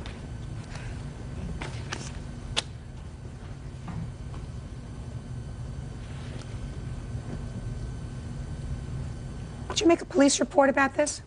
The police were called by a neighbor at that time. I tried very hard to get the report before it came. I wasn't able to do so, and the police treated it very nonchalantly. The police told me that Sarah had came in earlier, had phoned and said that I beat her up, and they just didn't really take the case I never very even talked to seriously the at all. cop about that. Yes. What the police actually had said that night was that they weren't there to witness anything, and there were two sides to the story, as is now. And No, there's only one side to the story. well, Madam, at there's that only point, one side to the story. If you weren't... There are if always two sides to every story. No, that's what a court is for. Exactly. That's what a court is for. And but for the fact that you and your friend followed her to her house, this incident would not have happened. And you and I both know that you weren't following her to her house to go to a party. You were following her to her house because there was bad blood. When that started, I haven't a clue. But you precipitated this because they were on their way home. You weren't on your way home. You were on your way looking for trouble, and you found it. Judgment for the plaintiff in the amount of $3,000. That's all. Parties are excused. You may step out. She lied. If it weren't for Tina, none of this would have ever happened. Right. She did not lie. She did. You weren't even there. And now the next case. All parties in the matter of Anderson versus Liebler, step forward, please. 22-year-old homemaker Shauna Anderson is suing her ex-boyfriend, 21-year-old clerk Caleb Liebler, for an unpaid loan for bail. Caleb says he paid her back. Miss Anderson, the defendant was a former boyfriend of yours. Yes. There came a time when you were angry with him about something, and according to you, you knew that he had stolen something. Yes. A stereo, a car stereo. And in order to get back at him, you told the person from whom he had stolen the stereo that he stole the stereo. Is that right? It wasn't really to get back at him. I knew the person. And a little bit of everything. Yeah. You weren't being a good Samaritan. No. He was arrested. Yes. And you felt a little bit guilty, so you decided you would help him out and bail him out. Yes. The bail money was $500. Yes. Then, according to you, he asked you if he could use that bail money to pay his lawyer. Yes. You said, okay, but it's a loan. Yes. Now, you, Mr. Liebler, acknowledged that it was a loan. Yes. Your defense is that you paid her back. Yes. Okay? So now we have the facts, and now you have to show me how you paid her back, right? Yes. When did you take the $500 and give it to the lawyer? What date? Sometime in April. April of 5th. 2000. Of 2000? Of 2000. This case is 14 months old. When did you pay her back? I paid her back from that point on until I left for jail at the end of August. How did you pay her? I paid her in... Don't look at me. Don't look at I'm the sorry. sky. I paid her back in payments we worked together at Friendly's. We lived together. From April until August? Earlier than that. He did not live with me. I lived with her Don't in that speak. residence from February until May. When did you start paying her back? After you separated? I started paying her back after I left. After you left the house? I went back home, still working with her though, at Friendly's. We ended up getting back together. Okay. I did not move back with her. I stayed at home, but we were together. You saw each other? Right. Fine. And whenever she needed money on the weekends, she'd come up to me saying, "You owe me money. I need money this weekend. I'm broke. Can I get paid? You know, can you give me something?" So I would give her $60, $80 here and there. She does not have a license. She doesn't have a car. Don't go into extraneous stuff. I'm not. You would give us $60, $80. I'm not. You have to tell me when. When? On weekends, Fridays, Saturday nights. May Like, 2000. I don't want to hear from you now. It's up to him to convince me that he's paid you back. So I have weekends, $60 or $80. Yeah, from the end of May through June, on weekends, Friday, Saturday nights. She comes up to me at work. "I want to go to a rave. I want to go to the club. I want to go out this weekend. I have no money. Do you have something for me?" Would she even ask me for a receipt, but I'm being at work.